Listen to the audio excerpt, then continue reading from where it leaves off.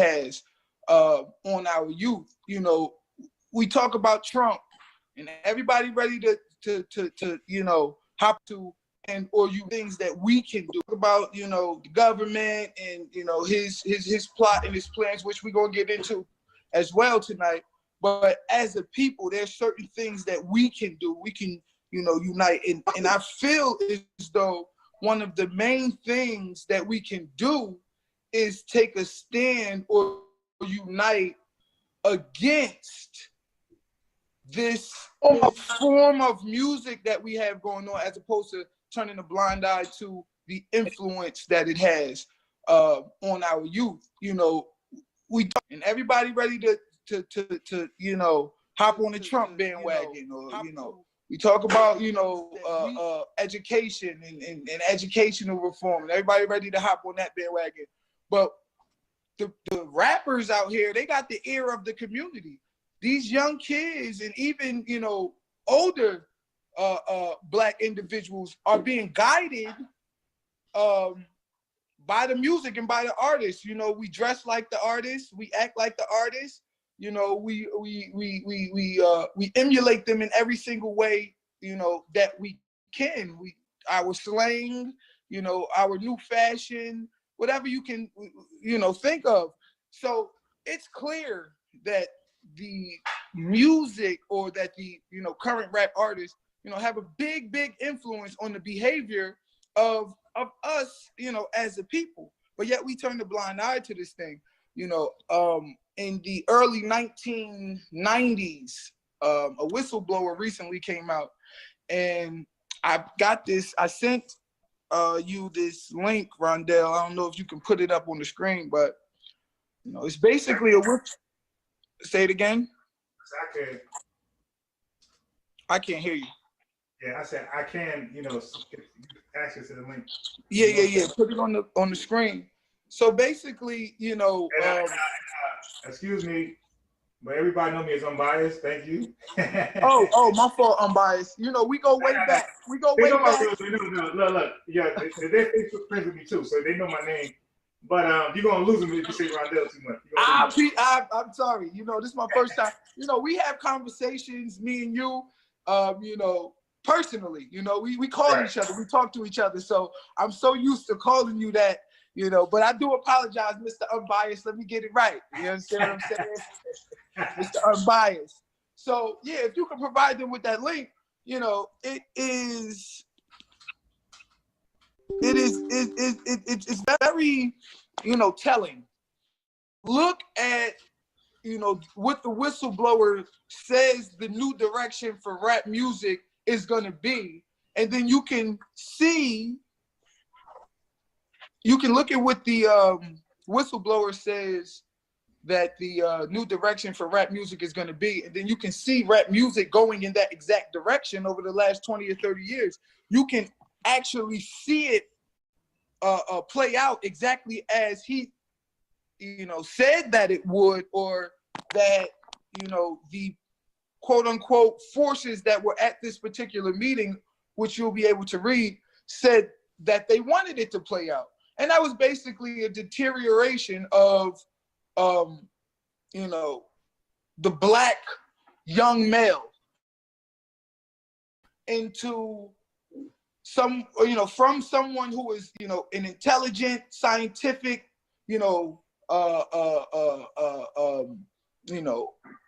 individual, an individual who was on a quest for knowledge, who had a thirst for knowledge, who, that was the type of prevalent mindset that existed. I can't hear you. No, go ahead. Yeah, that was the type of prevalent mindset that existed in the 80s, because the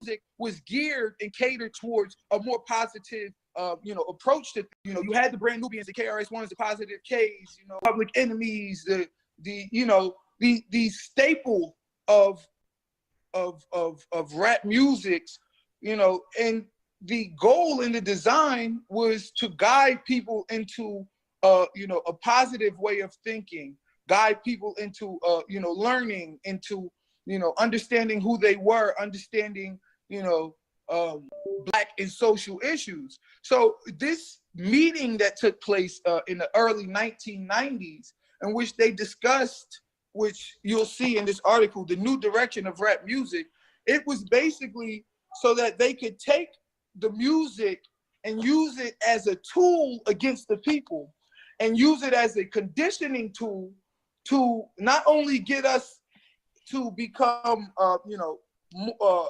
criminals at a higher rate, but also to get us to,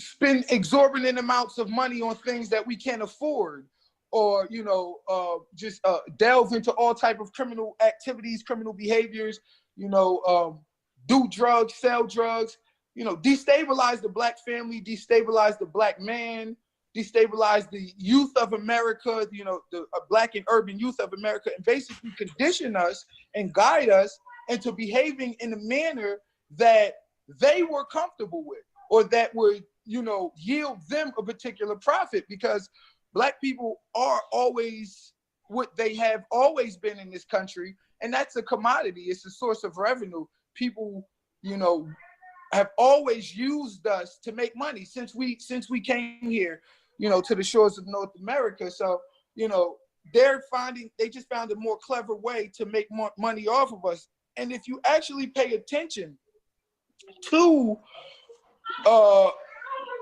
the music and the behavior that it inspires, there's no benefit for Black people at all in it. The behavior that is inspired, there's no benefit. Not only is we killing each other and running from the police, we spending a whole bunch of money, we selling drugs, we doing drugs, we acting a fool, we're inspiring our women to, act in a manner that is, unbecoming of themselves, unbecoming of, a Black woman. It's destabilizing us. It's destabilizing our quest and thirst for knowledge. It's churning out criminals wholesale as opposed to thinkers and intellects wholesale. And this is by design. This is exactly what they wanted it to do. So if you read this article, you scroll down, this whistleblower, who, like I said, wanted to remain anonymous, because, of course, he was in fear for his life.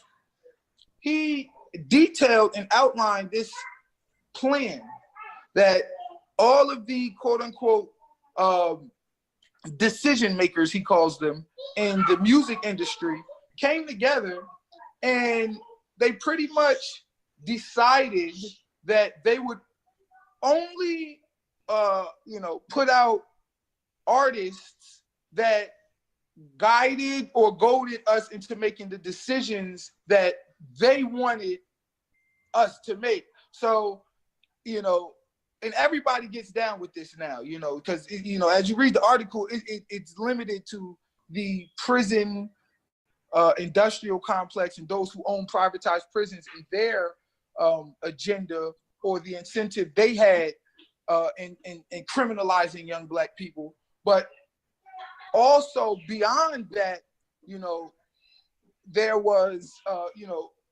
the clothing designer companies, and the shoe designer companies, and the gun companies, and the drug manufacturers, and all of these entities were all conspiring to make sure that the music, became a detriment to us and became a conditioning program that would basically guide us into prison, guide us into spending, and guide us into making bad decisions, and keep us away from trying to grow as a people, unite as a people. That's their number one fear, So we're going to get into all of these particular things and why they use the music, how they use the music, what's their number one agenda, is it limited to just profiting, or do they understand who we are as a people? Do they understand our true, destiny, and are they trying to keep it from us? The music is one leg, one aspect of it. Of course, you know, they have used the media and the church and the educational system and all of these different things, and they're hitting us, you know, in every angle. But one thing that we really turned a blind eye to, and I shouldn't just say the church religion period, but you know, one thing that we do turn a blind eye to is the music. You know, we glorify these rappers, we place them on a pedestal, you know, we look up to them, and we never really, you know, identify the role that they have in, you know, conditioning these young people into making decisions that are totally, you know, unbecoming of a righteous person, of, you know, somebody who is trying to be better, do better, you know, or just stay out of the system in that way. They want to, you know, guide us into the system as opposed to into greatness. So, you know, I'm not sure if I can click off this screen. Say it again. I did it. No. I'm saying I don't know if I could unclick off this screen so that I could, because it was a certain part of the letter that I wanted to read. Maybe if you could scroll down. Yeah. Yeah, you can scroll down. So, I mean, you know, let's just read the letter for those who, you know, may have not ever seen this letter before. Hold on, we'll make it larger first. Yeah, let's enlarge it. Is that too large? No, that's fine. Okay. So, I mean, I've seen this letter on various different websites. Pete Rock, he did a little expose on it. You know, a lot of the older rappers and the pioneers of rap music, they really understand this in a different way, because they were the people who were squeezed out of the game. Let's just say, you know, the pioneers of the rap industry, those people who brought rap to us in such a way that it cleaned us and conditioned us and made us better. You know, those people were removed and, you know, silenced, and all by design. But a lot of those older individuals, the Pete Rocks, the Eric Sermons, the you know, Rakims, they know this and they understand this. And that's another thing, you know, that always gets to me. If you actually look at, you know, any other genre, any other race of people, any other genre of music, you know, their legends are revered. You know, the legends that they produce, pop music and rock and roll, they're revered, you know. But our legends are, you know, they're made into these, you know, ancient artifacts that, you know, people want to disconnect themselves from as opposed to pay homage to. And there's a reason for that. You know, people don't feel as though that, you know, they are operating within the paradigm by, you know, paying homage or, you know, putting those older, more positive, and, you know, rap artists on their music, on their songs, or, you know, supporting those older rap artists, paying homage to them, really putting them out.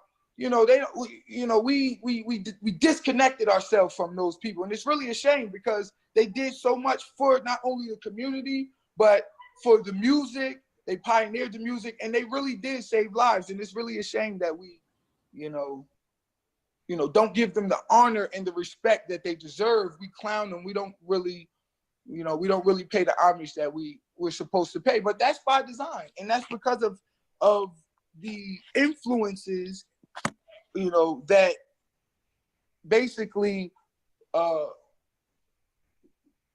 chose to push rap in this direction. And those influences are these influences that are prevalent, or that we see on this particular letter that I'm about to read.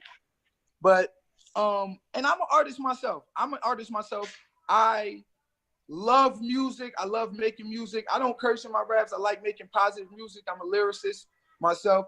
And because I'm an artist is why I really this particular you know, this particular subject is really important to me. It's really important to me because I'm an artist, and I've seen that my passion, that I can't even really use it to my full, you know, to the full extent that I should, because they won't sign artists like me. They won't push artists like me. So I'm fighting an uphill battle because, you know, I want to put out more positive music.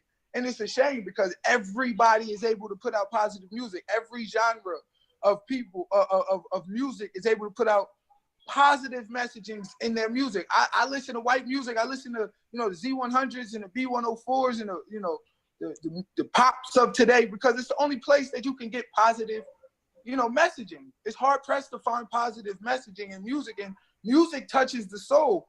It creates an atmosphere within you that, you know, it creates a feeling within you, you know? So we don't always want that negativity. Sometimes we want positivity. And the only place I can find it is listening to white music, but that's by design too. You know, if you listen to the music in the 90s, you see a staunch difference. I often say, people say segregation, you know, it isn't alive anymore, or segregation, you know, is dead, but segregation is alive and well. And you can tell that by listening to the music stations. If you turn to a white music station, you listening to, you know, different sounds, different melodies, different messaging. If you listen to a black music station, you listening to another, you know, a different type of sound, music, and messaging and melodies. And that's by design. They want you to feel as though, you know, this is for you and this is for them. The positivity that exists within the white music or the white genres of music, they want you to feel disconnected from.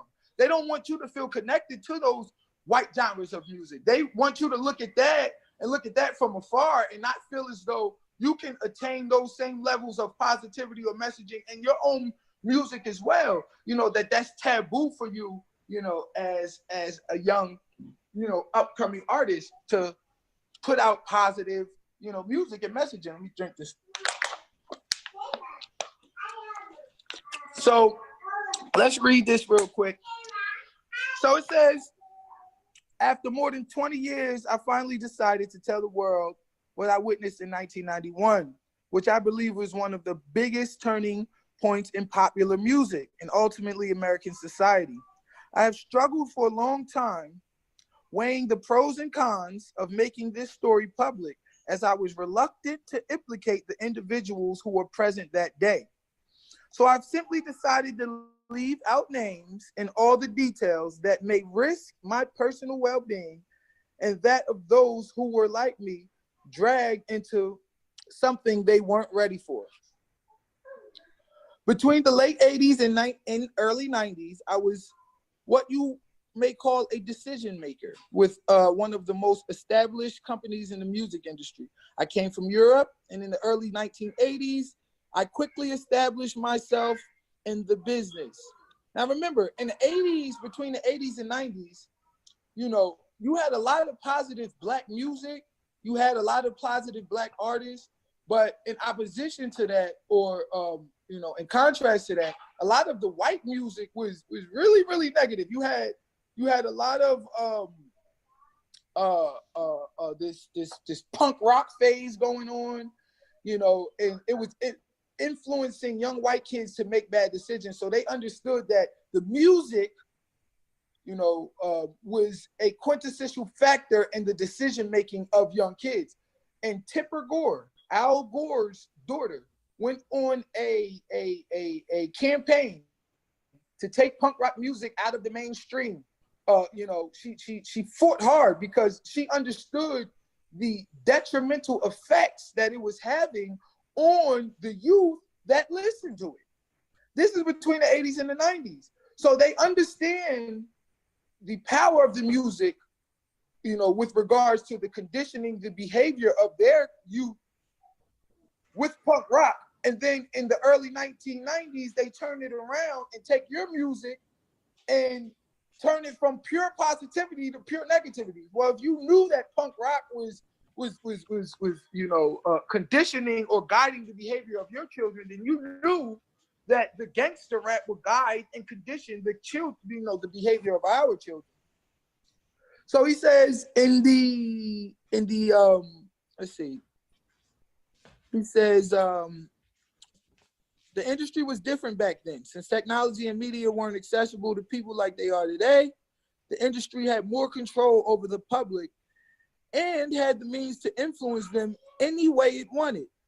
This may explain why in early 1991, I was invited to attend a closed-door meeting with a small group of music business insiders to discuss rap music's new direction. Little did I know we would be asked to participate in one of the most unethical and destructive business practices I've ever seen.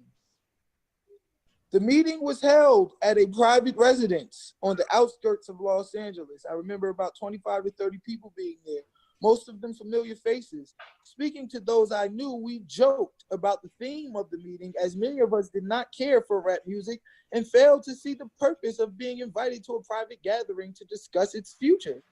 Among the attendees was a small group of unfamiliar faces who stayed to themselves and made no attempt to socialize beyond their circle.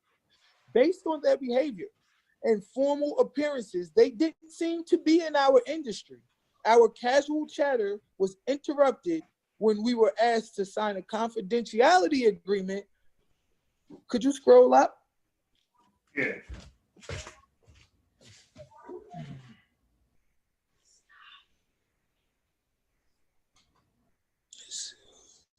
Where we at? About 25. Agreement preventing us from publicly discussing the information presented during the meeting. Needless to say, this intrigued and in some cases disturbed many of us. The agreement was only a page long, but very clear on the matter and consequences, which stated that violating the terms of the agreement will result in job termination. We asked several people what this meeting was about and the reason for such secrecy, but couldn't find anyone who had answers for us. A few people refused to sign and walked out. No one stopped them. I was tempted to follow, but curiosity got the best of me. A man who was part of the unfamiliar group collected the agreements from us. Now, I was talking to my wife the other day, and we were discussing the policies and programs that they, have with regards to Black people, or that they create or implement with regards to Black people. And I told her the true meetings with regards to the policies and programs that will be implemented among our people are held in private backdoor sessions. This ain't held in Congress.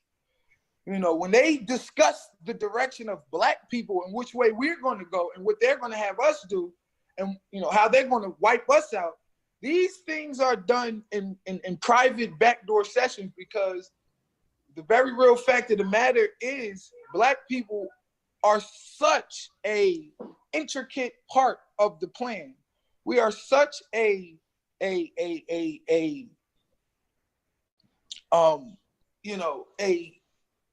integral part of American society, but the part we play is so sinister in nature.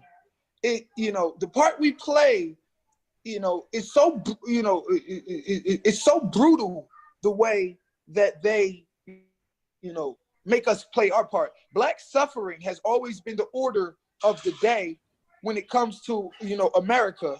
Black suffering. So could you tell him to hush up, babe? Because he's being too loud.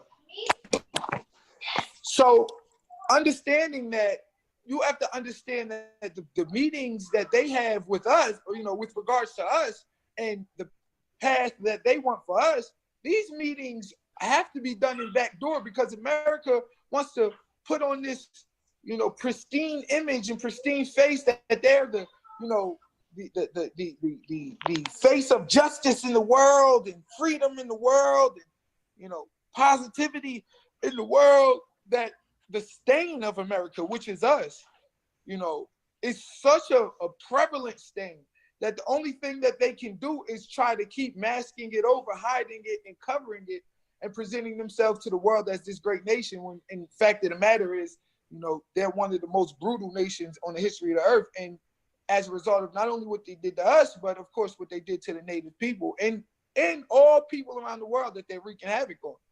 But with Black people, they have gotten us to believe that we have overcome. They've gotten us to believe that we have succeeded in,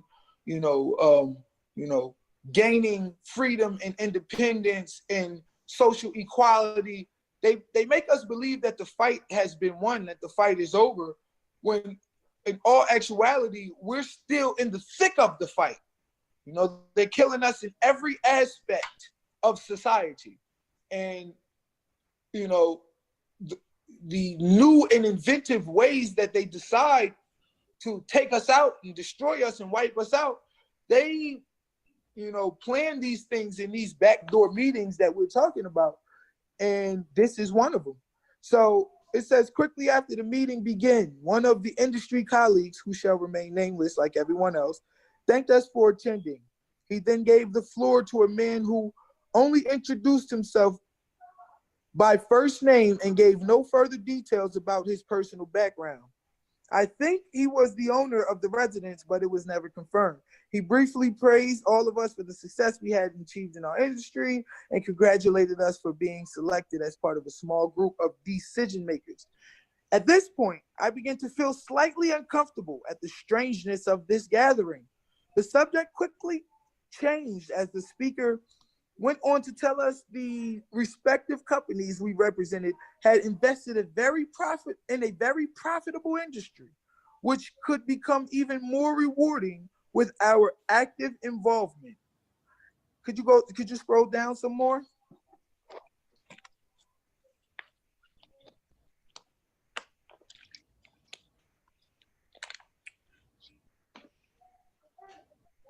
Right. He then gave the floor to a man who introduced himself by the first name. Oh, no, where we at? Oh, a little bit. Okay. Sorry, this is so small on my phone screen. Okay. He explained that the companies he had worked for invested millions into the building of privately owned prisons, and that our positions of influence in the music industry would actually impact the profitability of those investments. I remember many of us in the group immediately looking at each other in confusion. At the time, I didn't know what a private prison was, but I wasn't the only one. Sure enough, someone asked what these prisons were and what any of this had to do with us. We were told that these prisons were built by privately owned companies who received funding from the government based on the number of inmates.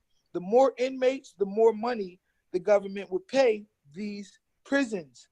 It was also made clear to us that since these prisons were privately owned as they become publicly traded, we'd be able to buy shares. Most of us were taken aback by this. Again, a couple of people asked what this had to do with us. At this point, my industry colleague, who had first opened the meeting, took the floor again and answered our question. He told us that since our employers had become silent investors, in the prison business, it was now in their interest to make sure these prisons remained filled. Now, if you privatize a prison, if you privatize or incentivize or make it,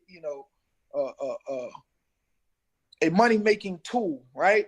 You make it a source of revenue. You make it a commodity. You turn it into a business. Then, like with any other business, right? You need to drive customers into that business. Now, the customers for the private prisons just happen to be inmates. So if you want to drive customers into McDonald's, you're going to come out with a commercial. 2 all beef patties, special sauce, lettuce, cheese, pickles, onions on the sesame seed bun. You want to make it look real golden, them fries. Okay, you want to make that Coke. You want to have that condensation and that water dripping off the outside of the Coke. It's just going to look so refreshing. Then you're going to push this commercial. You want to spend millions of dollars pushing this commercial so that you can drive consumers and customers into your business. It's marketing 101.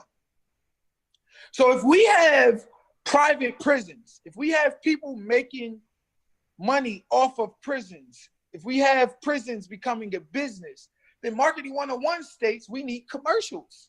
We need a way to produce the need or the hysteria or the, for as opposed to for a Big Mac, we need to find a way to produce, criminals at an all-time high, as opposed to, give you the craving for our golden fries. We need to find a way to, incentivize or,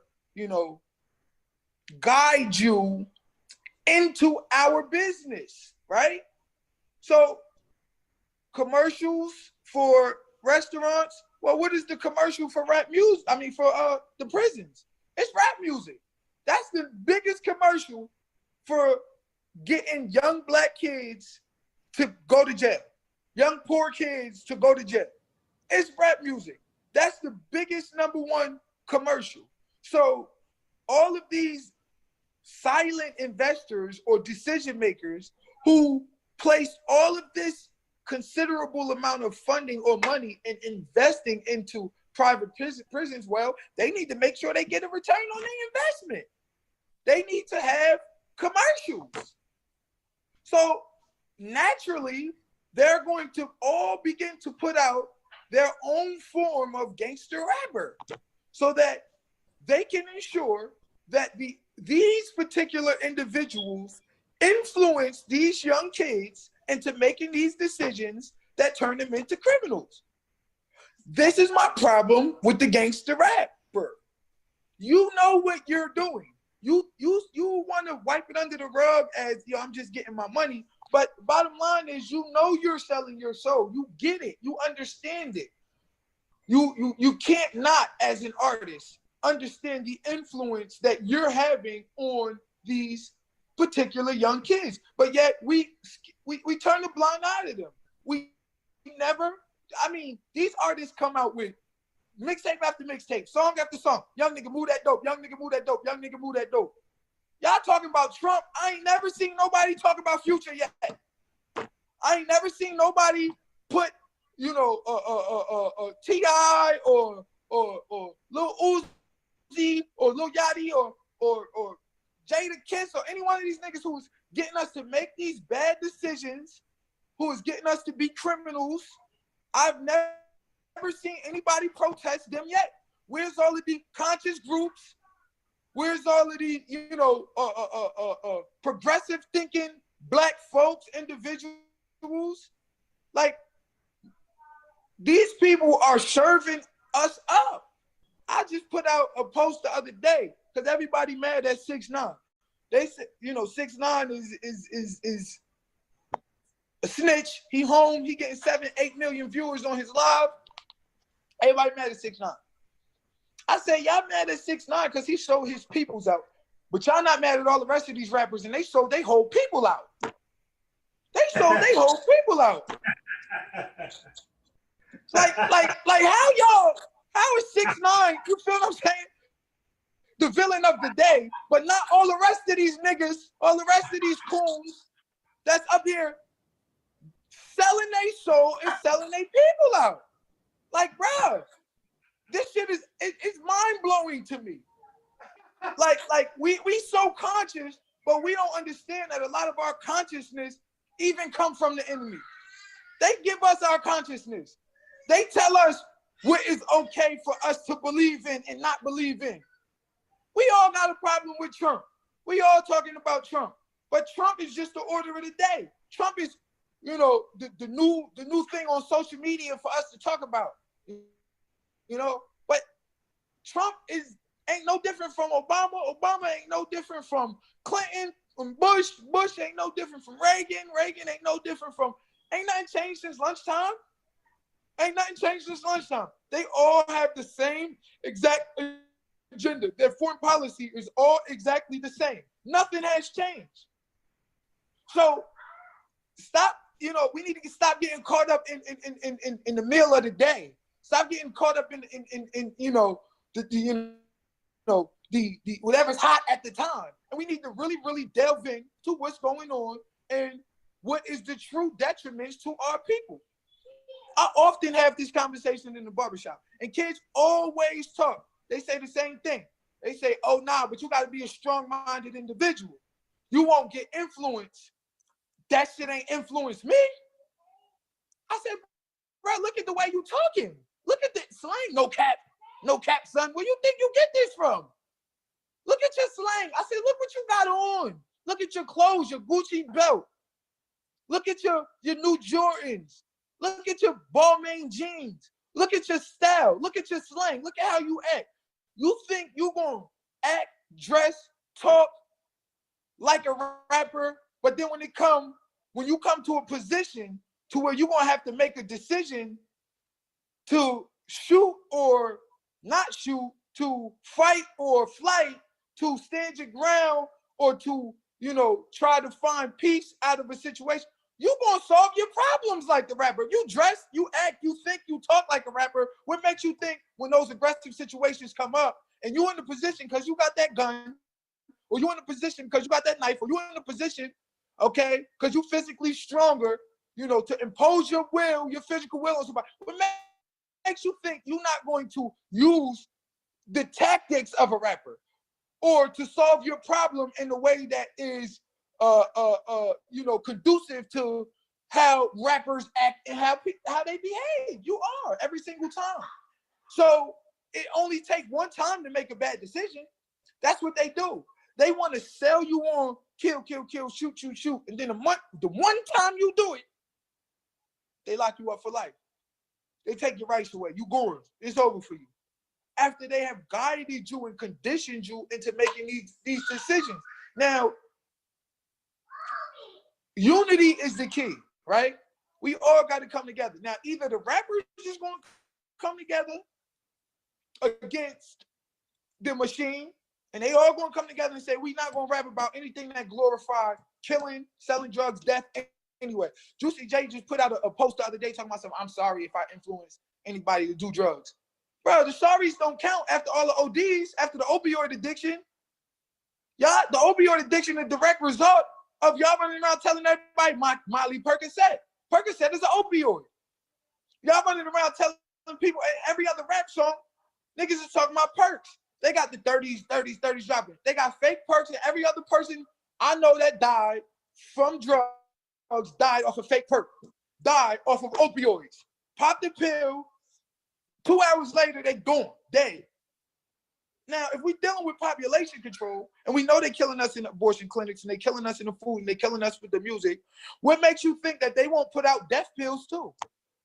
All of a sudden, we getting all these pills that you just pop one, you dead. You think they won't put little pills out in the batch that make sure that the population control agenda is still furthered?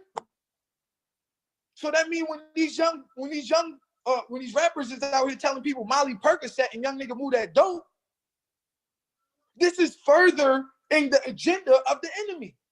The same enemy who wants to quell the population of the people. What did the Bible say? What did the scripture say?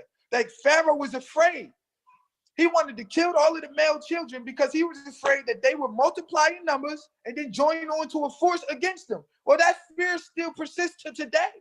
They killing all of us, and they particularly starting with the males. So you got black women who are, number one, college, the highest numbers in college, and men are the highest numbers in prison.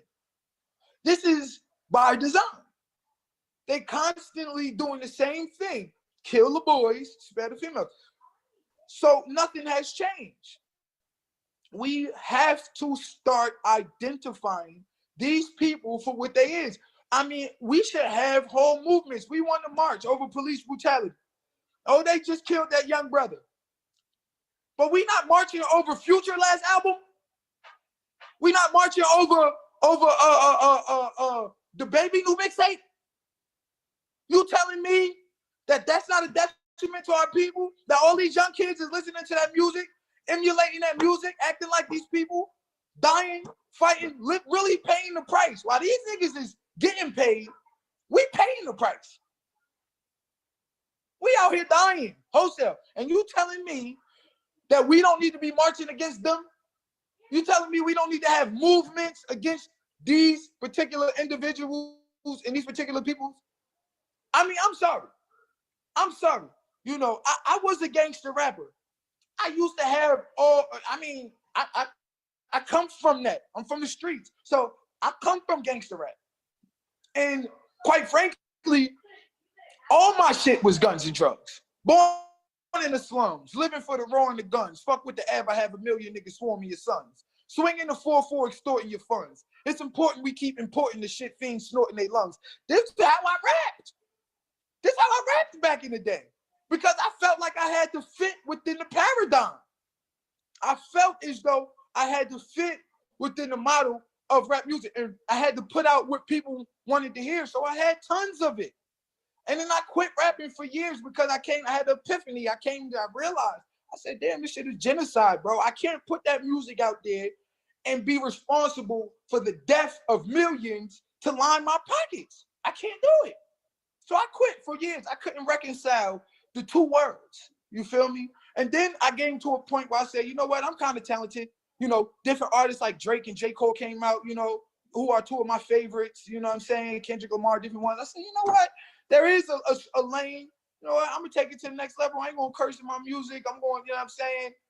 You know, do what I need to do. When I first started, when I first came back in the game, I was a little more raw. I cursed in my music. You know, I talked about getting high. I ain't talking about selling drugs and killing nobody, but I was smoking weed at the time. I was drinking. So I rap. If you go about to my old YouTube videos years and years ago, you may see some of that, but you also see a progression. You also see an elevation. You see me growing in my craft to a point where I don't no longer rap about, of course, killing niggas selling drugs, but I don't even curse in my music anymore. And I don't even promote myself that I don't curse. I just don't curse. I don't promote myself as a rapper who don't curse. I just don't curse because there's only 6 curse words in the whole English language, and you can't come out with 10 albums and have to use those 6 words. If you can't come out with albums without using those 6 words, you're not an artist. You're not a poet. This ain't really not your craft. You telling me you have to use those 6 words? There's only 6 curses in the whole damn English language, and you got to use that every other word, every other sentence. You have to. You don't. This is the design of the enemy for the music. You look around, and not only did all of the positive rappers leave back in the 90s, early 90s when all of this stuff was going on, but what happened to the Kid and Plays? What happened to the candy rappers, as my father used to call them, the Will Smiths and different ones? Will had a career because he went into acting. But what happened to the Kid and Plays and all of those who didn't take a political stand one way or another, who wasn't Positive K or KRS-One or Brand Nubian or Public Enemy, but you know, they wasn't gangster rappers. They was dancing in their music, and they did good. House Party was one of the best movies of all time. It was funny. They was dancing, positive music. It was good. Yeah, you know what I'm saying? Young kids, they did their partying, whatever the case may be. Wasn't a bunch of drugs. Wasn't a bunch of, you know, alcohol. I mean, when the one kid had the bottle of alcohol, kid told him, man, you need to put that monkey oil down. Then they show him falling over, throwing up. They made it, you know, the alcohol, they showed it for what it was, a detriment to your well-being, to your social, you know, connectivity that you have with the people around you. They showed it for what it was. You know, kid got his behind whooped at the end, showing that there was consequences, showing that there was consequences. Come get her, baby. Showing that there was consequences for your negative actions. You understand what I'm saying? He got arrested. Had a little rap in the song about how he don't want to spend his life in prison. His friends been together. Oh yeah, we all gonna go to Burger King. It was positive. It was good. What happened to movies like that? What happened to artists like that? Oh, it's no place for that in the new rap era, in the new direction of rap music. You can look at this article and you can see that it's facts. There's no place for that. The dancing left. No more dancing. Bro, we was breakdancing, pop locking, Kid and Playing, doing all of the moves. The dancing gone. You can't dance in music no more. All the positive vibes, the positive messaging, gone. You can't be positive in music no more. All the political stances, gone. You can't be political in music no more. The only thing you can do is rap about spending, selling drugs, killing people, anything that's going to get you in jail or make us money off of. And then this is the caveat. Look, this is how you know that the messaging is coming from them. They tell you to kill your own, but then run from the cops. What? Hold up. Wait a minute. It was kill the police back in the 80s. It was after the police back in the 80s. Now all of a sudden it's, oh, they the scariest thing now. Woo! Right. One cop, the whole block run. Everybody, Mr. Master coming. You know that it's coming from them. Oh yeah, and while you at it, buy some Gucci, some Louis Vuitton, buy some Fendi. While you at it, make sure you either doing drugs or selling drugs. While you at it, bruh, this is a coordinated, mechanized plan by the enemy. They removed everything, all positivity. It's gone now.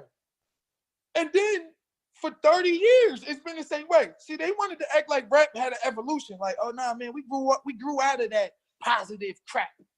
All right, this is rap now. You gotta tell your pain, bro. You gotta tell your thug, you a thug. So yeah, we done grew out of all of the positive rap music. All right, they wanted to act like the evolution of rap was that, but really the evolution of rap was lyricism. We got better in our lyrics. You know, we went from 1, 2, 3, 3, 4, 5, staying alive, because I'm staying alive, to I'm African intellectual on an active mission to keep the rest of you from making bad decisions. This acumen is the best for you. Master children with bad intentions. We neglected to have them listen. Now they packing prisons in the correctional. That's the elevation of rap music, the lyricism. It's not a deterioration into rapping about all things negative. Look at the females. We went from UNITY, who you calling a bitch, to I used to throw lips at the bitch. Now I throw lips at the bitch. Handle it like a real bitch. Who decisions was that? Who guided the path of young black sisters into that? Now for 30 years, we still got Megan Thee Stallion, City Girls. 30 years later, we still got the same exact messaging. You telling me there's no evolution? Look how they do us. They came in the early 90s, 91, right? With all of the negative music, right? By 99, 2000, we was coming out of that shit. Yeah, you still had your Dipsets, you still had your Jada Kisses, and they really had a stable in New York and around New York. But the rest of the world really wasn't messing with them like that. You know, you had, you know, the Outcasts on the come up. Yeah. You know, you had your lean with it, rock with it, lean with it, rock with it. You know, you go to a party, you know, you Trinidad that Soldier Boy. You know, we had got tired of all of that killing niggas, shooting niggas shit.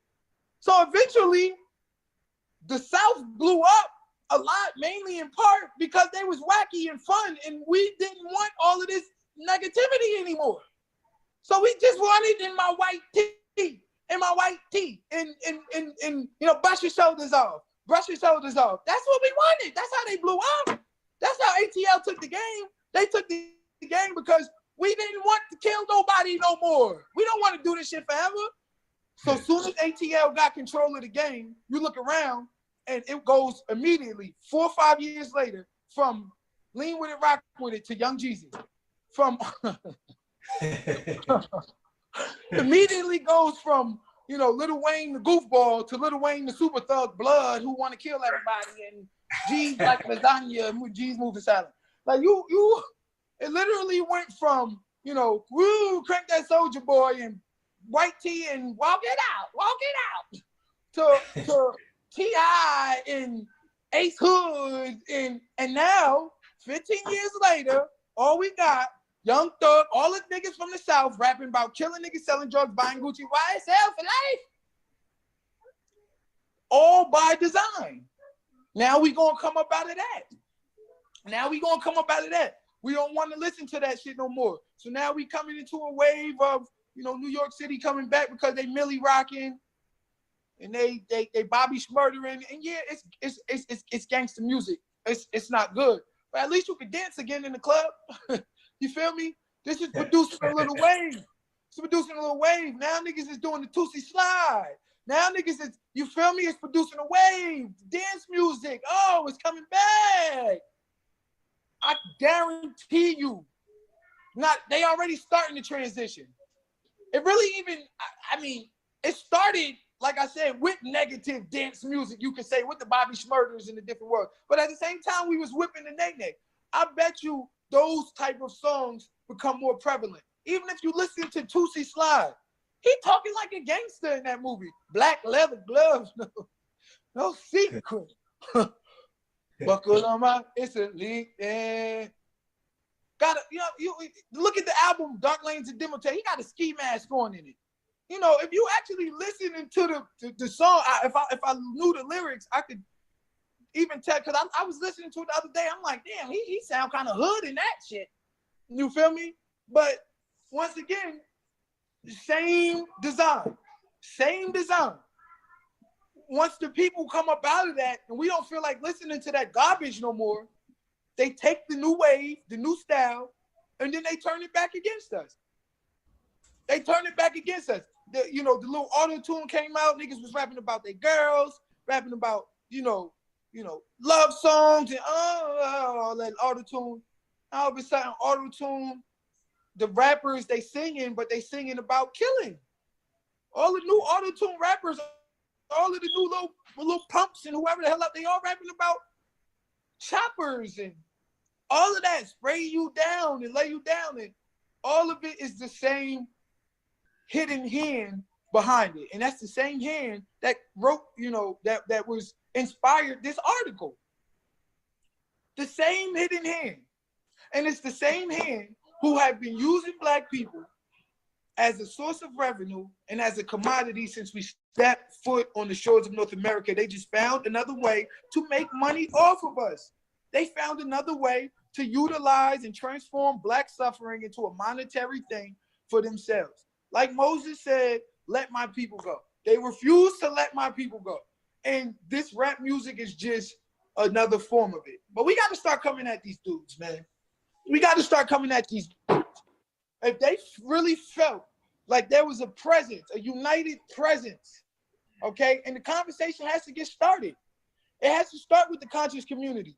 In the conscious community, we starting to spill over to, other communities, and they're starting to understand and be reinvigorated towards the plight of Black people and what we're going through. And in the conscious community, it's incumbent, it's imperative that we take a united stand against these middlemen, against these niggas that sold their soul and sold their people out and are really, really the chief genocidal war tool. If white folks get up there and tell us to do it, we're going to laugh at them. If they tell us to kill each other, but they need these Black brothers to inspire this type of criminality and this type of criminal behavior within us. They need that. And all of these young boys, they know damn well what they're doing, which is why they could apologize, which is why, once they get in the game and get a little money, they all start to feel a little way and start to try to come back off. Well, some of them try to come back off of it, and they just get scrolls out the game, and then a new young boy comes in. But the hidden hand behind these people are the same.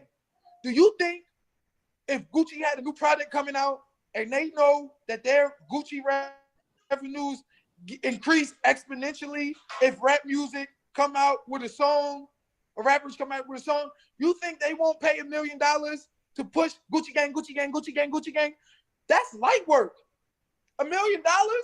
First of all, your song could be, and this is from what I know from being in the music industry, any song could go #1 worldwide with $250,000 of marketing behind it. It's what French Montana put behind the, it's not good enough for you. It's what Rihanna put behind the, only girl, $250,000 of marketing money. Now, yeah, you could do more potentially, but if you put 250 grand liquid assets into one project, that shit is gonna be #1 throughout the world. So you think Gucci Gang won't come and put $500,000 million into marketing that particular song to ensure that it's the #1 song in 2017 and that their revenues don't go up? You think the Molly Percocet people won't pay an incentive to Future, who don't even do drugs, to make sure that they produce an entire new generation of drug addicts. Remember, the 70s produced drug addicts. The 80s tried to rectify the problem. The 90s and the 80s had drug addicts as well because of crack, the crack epidemic. So the 70s and 80s, but the early 80s tried to rectify the problem. Then they came out with crack, produced drug addicts. The 90s produced drug dealers. The music of the 90s produced drug dealers to serve all the crack addicts. But once all of the crack addicts begin to die and get older and reform themselves, or whatever the case may be, and the pool of drug addicts begin to diminish, they needed to create and produce an entire new crop of drug addicts. So they created this new crop of drug addicts with the new form of modern day rap, where all of these young boys is getting you to do all of these different types of drugs. Drugs, we always laughed at dudes doing this much drugs growing up. But now they talking about Molly's, they talking about perks, they talking about promethazine, codeine, lean, they doing acid, they doing ice, meth, weed, alcohol, Xanax, bro, Adderall. I can name you drugs for days that these rappers are enticing young kids to do. Every other song they talking about doing drugs. I, as a artist, a DJ, I'm in these circles. I see these young boys coming up. They, the young artists, they give me demos. They send me tracks. Yo, folk, what you think about this? A good friend of mine just sent me his son 18 years old, just sent me a track. Bro, they talking about doing all the drugs in the world. What makes these young kids feel as though at 18 years old, their music needs to be about doing every drug known to man? That's the climate in which they being raised in. But that is the drug companies. That's who's benefiting off of it. The Gucci companies, the Prada, the Louis Vuitton, the Christian Louboutin companies, the Yves Saint Laurent companies. This is who is benefiting. The Percocet, the Molly, the prison industrial complex, the private prisons. This is who is benefiting off of it. The destabilization, the fact that we don't build our own businesses, which none of the music is enticing us to do. It's all enticing us to sell drugs, act and food, but none of it is enticing us to build our own business, grow a black economy. If we were enticed to do these things and the black community was more stable, then that economy begins to grow, and then we become not a source of revenue or a commodity to the system, but we now become a threat to the system. They don't want this. They don't want that. So they're making sure that they guide you and produce criminals and produce, spenders at an all-time high. How many times do we listen to music? Hello? Go ahead. Yeah, you good. All right. How many times do we listen to music and they get us to spend? Yes, they get us. Yeah, I mean, it's so blatant. Oh yeah, I blew this. I blew this last night. I'm gonna F up some commas. I blew this last night. I blew this I made it rain. Spent 100 bands and be live. Bro, they raising all of these young boys on the culture of spending, so that even the rappers that get money off of selling their souls, they're not allowed to really produce. They're not allowed to invest. They're not allowed to grow. They're not guided or goaded into reinvesting their money to really, because they become a threat that way. All right, we done gave all of y'all $1 million, $50 million, $100 million. We producing all these Rick Rosses and Drakes and whatever the case may be. Well, we don't want y'all to now take this $50 million and become Donald Trump. We don't want you to take this $50 million and become Warren Buffett. So we're going to incentivize spending and make sure that a part of this, conditioning program is not only getting the youth to spend, but we also going to get the rappers to spend and to make it rain. Spin. You go to any genre of music, they don't even got on one gold chain, let alone 40. These niggas don't even have one earring in their ear, let alone whole earring dripping about to fall out with all types of rocks. They don't have one pair of Jordans, let alone a $1 million Jordan collection with the diamonds in it and the such and such. Bro, these people, you know, the pop stars, the country stars, the rock and roll stars, man, you see them in a Hard Rock Live t-shirt and some denims and they in a cowboy hat and they cool as the other side of the pillow. They come out to their shows in a stretched white tee with their guitar. They want to look like you. They not coming out there with rhinestones and diamonds and all of this type of stuff, which is why I respect the other, certain black artists who refuse to do that, like Kanye West. You don't see Kanye coming out with 1 million jewels and chains. He the one that'll come out with a stretched t-shirt, some Adidas on and some jeans. Normal, regular. You know, J. Cole. You know, you rarely see J. Cole coming out with 1,000 gold chains on. J. Cole got his afro. You feel me? He regular. Jay-Z, he used to be that way, but now even he coming out of it. You never see Jay-Z with 1 million gold chains on. Bunch of designer this, designer that. Jay-Z come through, he cool, calm, and collected. He got his little afro, you know, his little Afrocentric afro, you know what I'm saying? Normal, regular. But then you got all of these other ones who, you know, they got to wear 40 chains, 50 chains, all the garments, all the gold, all of the wrists, all of the bracelets, the belts, the jeans, the shoes. You walking around with $2 million worth of clothing on. And the chains is really representative of slavery. They had us in chains during slavery. So now we done took their steel chains that they had around our neck, and now we making, you know, we turn them into gold chains, platinum chains, diamond chains. But it's still a chain around your neck representing the fact that you a slave, that you still in servitude, that you still have a master, you still have a boss, you still have an overseer. It's representative of all the same things. So, you know, it's just a shame, man. We got to come up out of this, man. We have to take more of a conscious, coordinated effort towards condemning those Negroes who sold their souls, and sold their people out. We have to take a more concentrated, and, you know, cohesive effort, and, you know, and coming at them. We need to march for that. You feel me? We need to protest for that. You feel me? That needs to be big on the agenda of black people. You know? Stop with this running from it, turning a blind eye to it, glorifying these cowards, and then making it seem like, oh no, they don't really control how we act. You just gotta be strong-minded. Like, no, you do gotta be strong-minded, but at the end of the day, we fighting for the weak-minded. We understand that there's, you know, those of us with strong minds, and even the strongest of minds can get corrupted. Trust me, I know. Feel me? The strongest of minds can get corrupted because none of us are perfect. We all have both those demons inside of us. You feel me?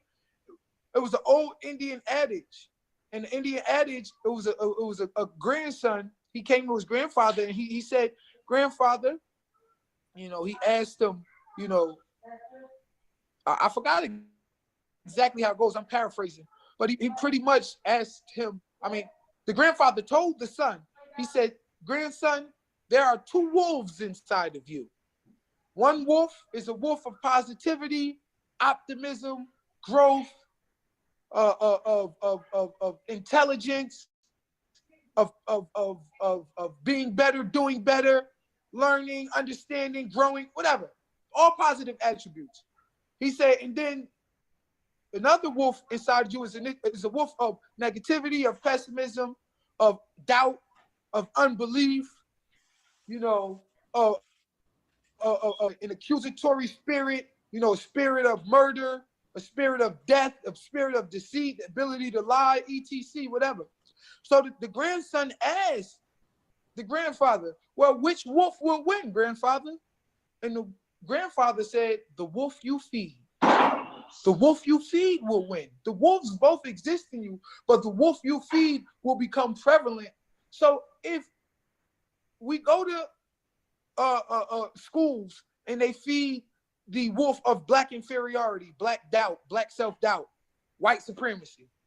We go to the church and every angel white, Jesus white, Mary white, David white, Lot white, Abraham white, all the kings is white, everybody white. Feeding the wolf of white supremacy, of black inferiority. We turn on the TV, all the superheroes is white, all the protagonists in all the movies is white. White, white, white, feeding, the black inferiority, white supremacy construct. And then we listen to the music, and the music places no value on black life. The music places all value on white life by telling you to run from the cops and to kill your own, but don't do it nobody else.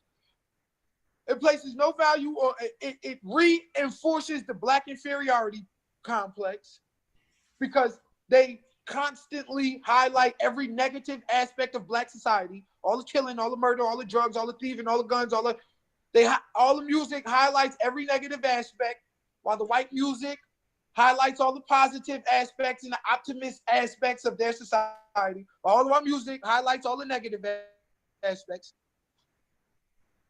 Well, then the wolf of negativity and pessimism is being fed constantly, daily, every single day. The wolf of black inferiority is being fed constantly, daily, every single day. So, of course, that wolf is going to prevail and win in a lot of the cases, in a lot of the minds of the youth, especially when you have exacerbated the problem with prison, locking a lot of their fathers and mothers up, AIDS, killing a lot of their fathers and mothers, drugs, a lot of their fathers and mothers is destitute, prostitute, in jail, locked up, dead, strung out. You exacerbate the problem of not having the proper guidance. Then, as my father used to always say, even those who were there to teach their children, well, who taught them? Who taught the teacher? Who taught the parent? The same system. So when you have all of these things,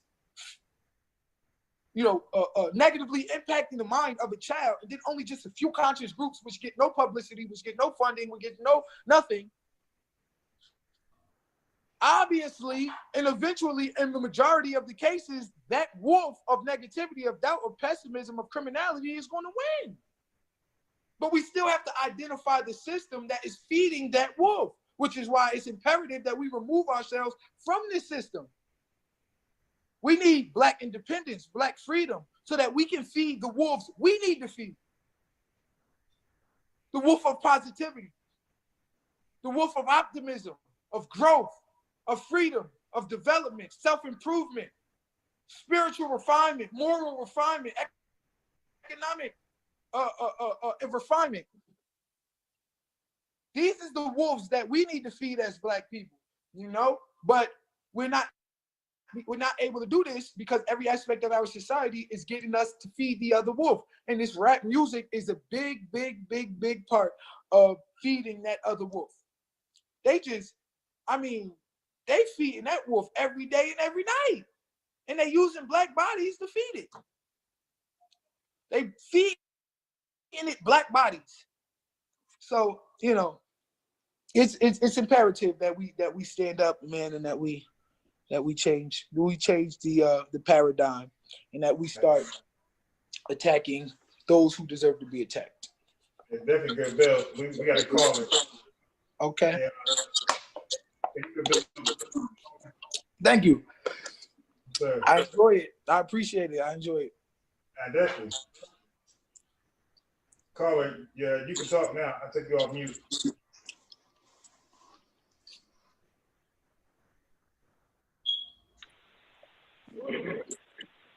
I can barely hear you.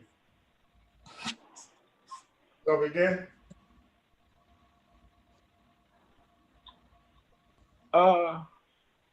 He said 1 second. Yes. Give me that charger, babe. The definitely great build.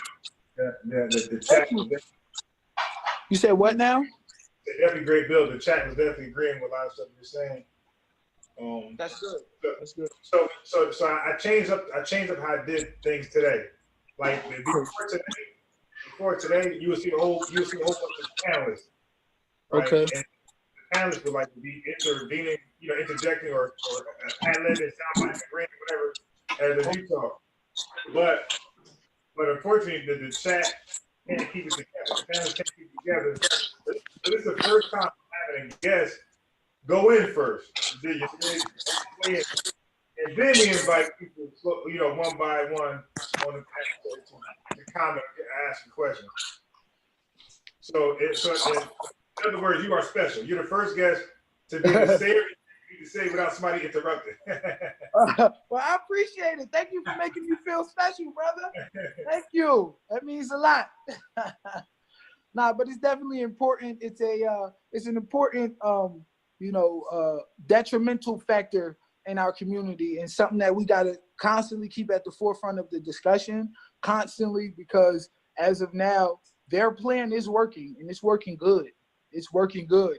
All of these young men that we have in jail that's killing one another, that really believe that, criminality was a better life than actually, raising a family, going to get a job, going to school. All of those people are casualties of a very real war that we are in right now. And we have to start acting like that, and, the rappers and those, in the rap community, they are in the war too, but they fighting for the other side. They are the spies. They are being funded by the enemy to purposely destabilize this side of the war. And whenever you find a Benedict Arnold, whenever you find a traitor, whenever you find somebody who is willing to take some money to make sure to ensure the other side's victory, you got to kill them first. You got to attack them first. So, it's important that we keep this at the forefront of the discussion, and we identify them for exactly what they are, cowards. Yeah, I agree. I've been saying this for a while. Everybody needs to take accountability of their own actions and their contributions until, to our debacle. Everything we're going through. Everybody got to look at themselves and say, what do they do to counter it or contribute to it? Right. And I hold everybody responsible. You dig? Like, what are you doing in your life? Because first of all, I'm not like all this building with black folks. That ain't me. Like, I'm only trying to build with black folks who are already in a position to build. I'm not right. waiting on you. Dig? Like, you got time, go ahead and get yourself together. But as you're doing that, you're not allowed over here. Right. Get yourself together first. And I wouldn't mind helping them out, give them advice or coaching or sharing, networking with them, whatever. But as it stands, I'm only willing to do stuff with people who are in a position to do something. Right.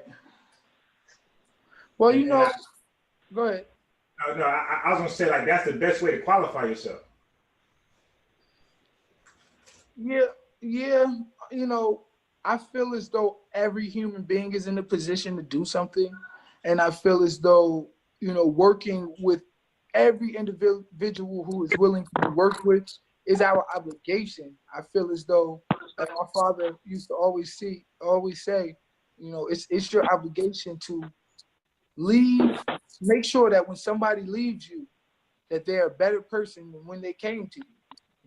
And whether that be more, morally better, intellectually better, you taught them something, learned something, it's your obligation. Each one teach one, and if their obligation is the same, then you'll both leave that conversation better men, better individuals. You understand what I'm saying? So, and then that particular individual that you teach, whether he may not be in a position to affect change, on a broader social level, he can affect change within his own life, which is just as important. Like Michael Jackson said, you got to start with the man in the mirror. You can't change the world till you change yourself.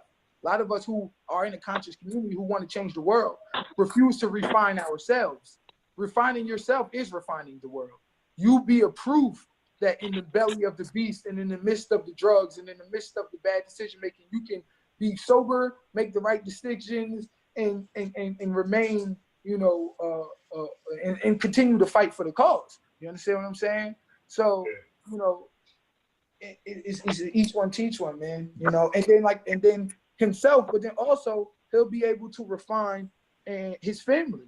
You know, who his family is a part of our family. My father used to always say, and it's true. You know, it's only 4 families in Plainfield, which is the town I grew up in. Everybody related somehow, you know.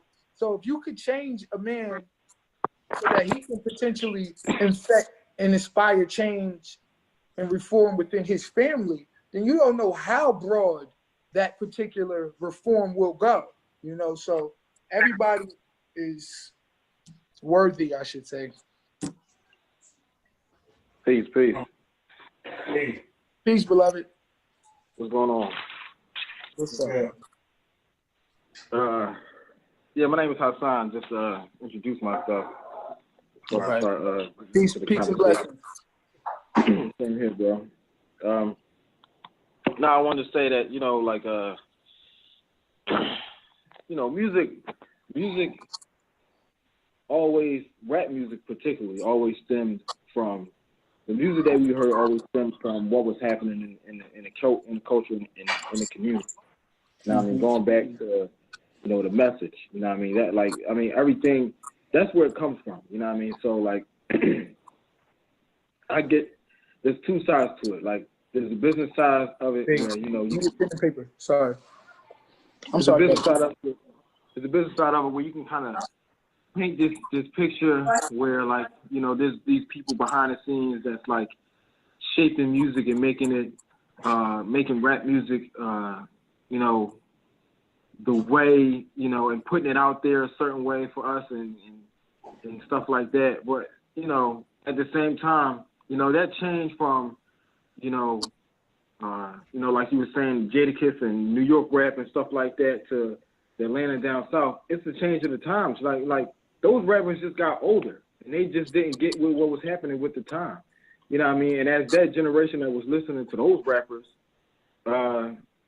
changed, a new generation of people that was younger than them started coming up and they was listening to music too. So they just wasn't on that same type style that the old generation was on. They was on more partying, having fun. So that's why you see the just change and the shift in music in terms of, you know, what was being put out on the radio and what people was buying and selling, and what people wanted to hear, because the generation was different. The generation that grew up in the 90s and the 80s was different from the generation from in the 2000s.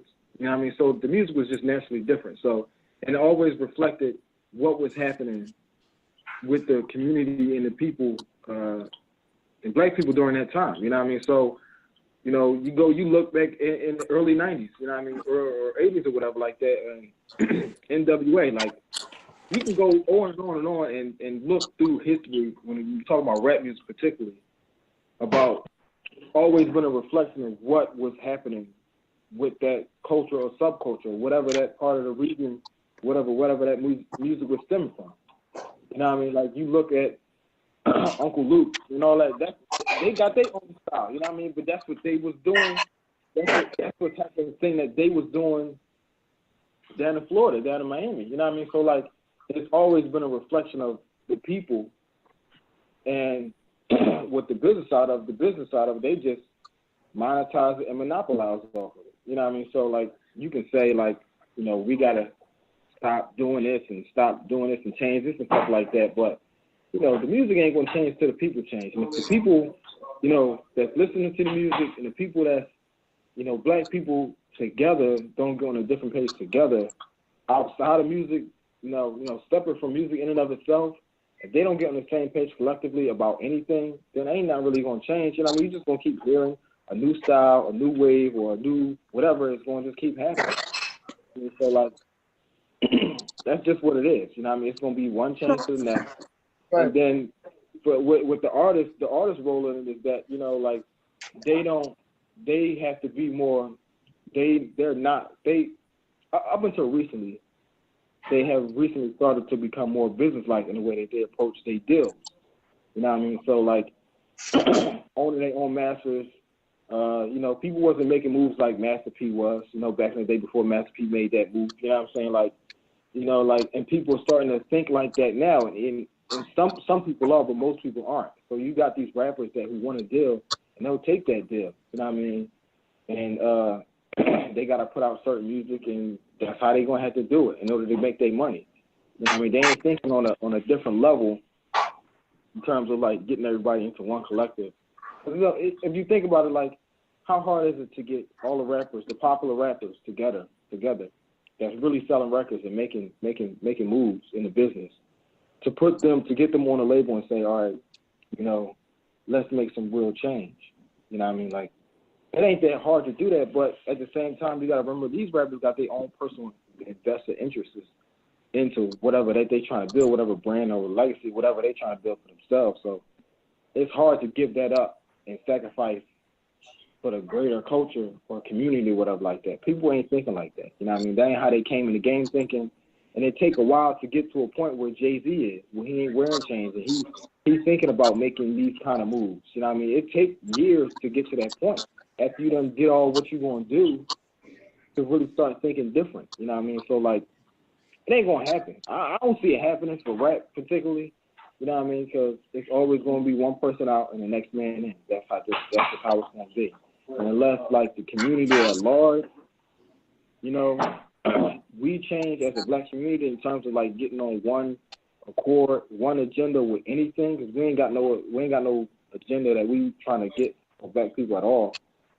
Then, you know, it's gonna be reflected in the music. The music gonna be all over the place. That people gonna keep, you know, robbing us for our fashion, our style, culture. You know what I mean? Like, it's just what it's gonna be.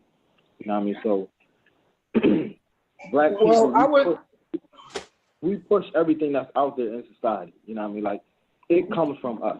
You know what I mean? So how they shape it and form it and try to make it, package it and sell it to make it different and appealing or whatever, but it comes from us. You know what I mean? We move culture, we move society. You know what I mean? But we don't have no control over how it is moved. You know what I mean? But our imprints and our fingerprints is there. You know what I mean? We just don't have no control over it. Yeah. You know, I totally agree with you that we are one of the biggest factors in moving, you know, society. You know, they follow our fashions, they follow our slang, they follow everything we do. I often say everybody want to be black, but don't nobody want to be black. You feel me? Like, you know, they act like us, they talk like us, they rap like us, they emulate us. You know, young kid, white kids and Spanish kids and everything, they listening to us, you know, and they want to be like us, but yet they don't want to be like us. Now, a few things you said. One thing about, you know, the generations changing. You know, music been out for a long time, and the generations, you're right, have changed from jazz, blues, rock and roll, country, you know, R&B, hip hop. You know, this is the evolution of music. You know, as far as music being a reflective of your experiences, I agree that some of the best inspiration comes from the experiences that you have been through. But it's a total, you know, all of your experiences have to come into account when you're writing music. As a person who went from rapping gangster to, you know, writing more positive music, I realized that the entire world of creativity actually opens up when you step outside that box of, you know, you have to rap about this particular thing. You're right. They come from experiences, but why do we glorify all the negative experiences? Why is it that when we talking about experiences that we have to talk about all the bad things that happen to us, all the negative things that happen to us? And then we also have to talk about all the worst ways to solve our problems. Why is it? That's what sells, man. That's what sells. Negativity sells. Okay. Negativity sells. Hold on. Look at the news. The news wouldn't be news if you put a bunch of positive stuff on there. But you gotta put the most crazy story out there to get people to watch it. So negativity sells. I got your point. Negativity sells. Negativity sells. I got your point. Now let me finish because I want to go somewhere real quick based upon what you said, and I don't want to lose. I want to lose it. Now, the the elevation of rap, that's where I was going. The elevation of rap comes in the styles, comes in the new tunes, comes in the new melodies. It does not necessarily come with just the deterioration in rapping about all things negative. Now, you say negativity sells. I disagree with that. I believe negativity marginalizes you on every single way, shape, form, and fashion. Let's look at the negative rappers and let's look at the positive ones. Let's look at Flo Rida, okay, who don't really rap about killing people or selling drugs. Let's look at will.i.am in the Black Eyed Peas, okay, who don't really rap about selling drugs. Let's look at J. Cole or Kendrick Lamar, okay, Drake. None of them rap about negativity, killing people, or selling drugs, and all of them are all bigger than every gangster rapper you can think of. Very rare do we have a gangster rapper who is really, really put up, reach those levels like 50 Cent, who really, they put 50 out to reinvigorate people towards being thugs. Because as I said, we was leaning with it and rocking with it and dancing in our white tee at the time. So they wanted to reinvigorate niggas towards being thugs. So that's why they pushed 50 to the max that they pushed him to. But that's the very real exception to the rule. All the positive rappers, all of the men, even the Nicki Minaj's, she has some negative, but she has a whole lane for positivity. Pop music, Starship. Bro, hold on. I gotta stop you. I gotta stop you. Because we need to come to an understanding of what is negative and what is positive. You talk about Flo Rida, Nicki Minaj, all of these rappers.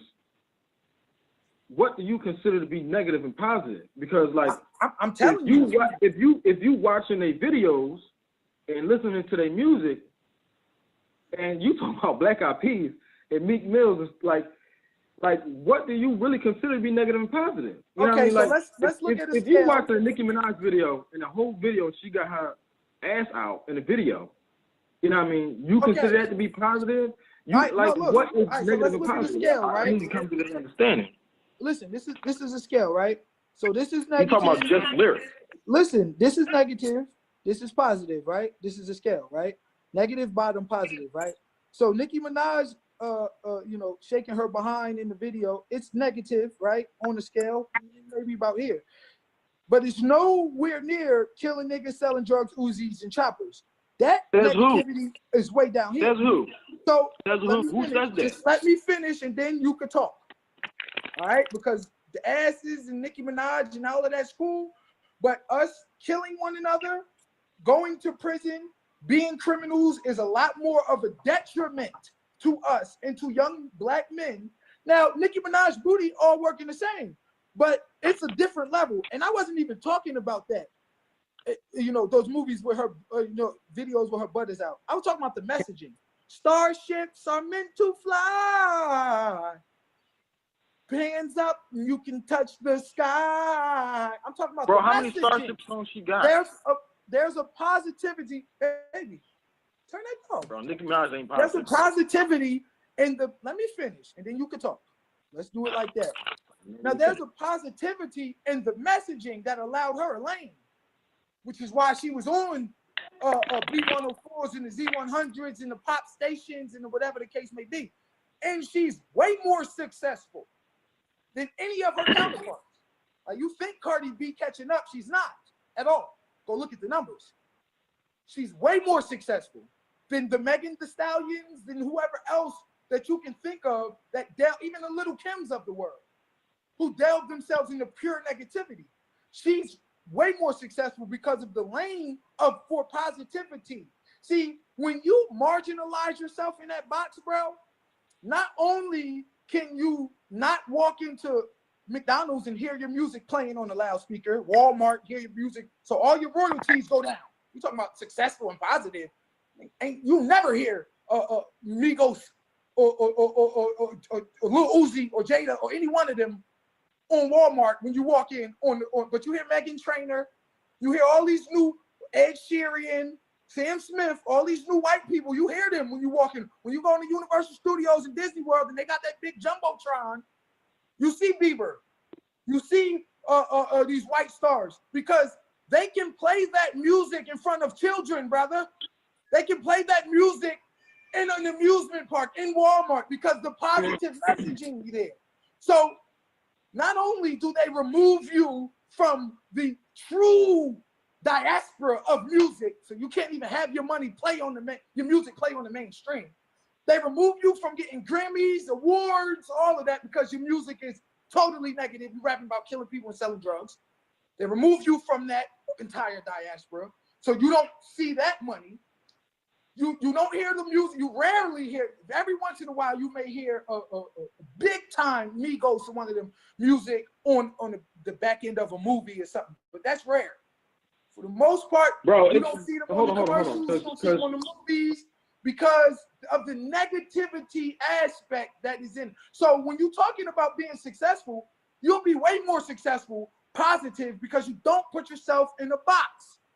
You could do the All-Star game like J. Cole did last year. You could do the Grammys like Kendrick did last year. Because your music is not in a box. I'm talking about negative. I'm talking about negative and positive. You starting to detour away from that. I'm not detouring. It's the same point. I'm telling you how all. It's not, because if you're talking about, wait a minute, brother. Let me finish. You said negativity sells. I'm showing you how negativity doesn't sell. It's the same point. Keep up. I'm telling you it don't sell. And the proof is you're not in Walmart. You're not on Universal Studios. You're not on the main stations. You're not in the mainstream. All the royalties are denied to you. So it don't sell. It don't sell. Even the young kids that are listening now, even the young kids that are listening now to the music, and we getting millions of views on YouTube, it's because of the melodies, brother. Our melodies are unparalleled. We come up with new sounds because we are the original people and we are the greatest people on the planet. So we come up with new sounds and new melodies, and that's what they gravitate towards. The content does not have to be that. You can still rap about good stuff with all the new melodies. Still, I want to go to my and go to school. I'm about to go get me that and that. I'm about to do something and go get me a job. I'm about to do. You can do. I don't care. Whatever. You can still rap about the same. Bro, who's talking like that? Yo, hold on. No, listen to what I'm saying. Listen to what I'm saying. The reason that we're not talking like that is because we have been forced into believing that that is not okay. But all the new melodies we had before, we can rap about positive music through the 70s, the 80s. Through the 60s, through the 50s, what changed, bro? Why over the last 30 years can we come up with all the new melodies we want to, but we have to rap about the same content? Who is controlling that? That's the point I'm making. Who is controlling the fact that all the melodies, all of the new styles, all of this, but yet the content, and then look what white folks do. They take the new styles that you, after marginalizing you and pushing you to the side, because you was rapping about a bunch of bull. So they didn't put you in the mainstream. They didn't put you on the Grammys. They didn't put you on the MTVs. They didn't put you on Universal. So now after marginalizing you, 10 years from now, they take your sounds you have and re-put them out to the world via white people. But yet white people got all the messaging you didn't have. So now they winning Grammys for your sounds. Like this is some epiphany that they just, look at how deep that message was in that song. But that's all the companies will put out, because they have no interest in music creating positive, free-thinking, intelligent individuals. They don't have no interest in music producing doctors, lawyers, and scientists. They have no business in lawyers producing or stabilizing the black family or the black. Can I get a word in? Can I get a word in? I'm trying to figure out a way to get a word in, because it's hard to have a dialogue. No, let me finish. It's hard to have this dialogue if it just becomes like, you know, that, and even in the midst of me talking and trying to say my point, if you want to, you know, get in before I go off to somewhere else, and then you can't get back to what you was trying to get back to, like, I don't mind you jumping in and being like, well, hold on, let me address what you just said. But you're right. You I'm gonna let you talk right now, unhindered. No.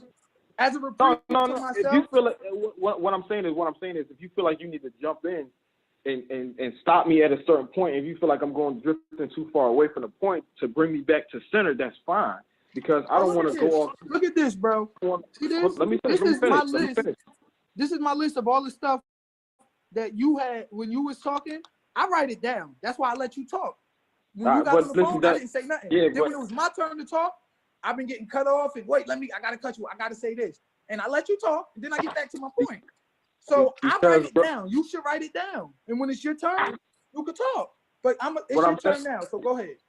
And what I'm saying is it's too many points to write down. When you bring up, like, when you start to address one point, and then like you bring up 5, 6, 7 points that are on alongside of that, I can't, like, it takes up too much time than trying to stay focused on a central point. You know, what I was talking about was, you know, what do you consider positive and negative? And negativity sells more than positivity does. That's why the conscious rappers they've never got, outside of like the early 90s, ever since then, you haven't seen conscious rap being put on and played on the radio.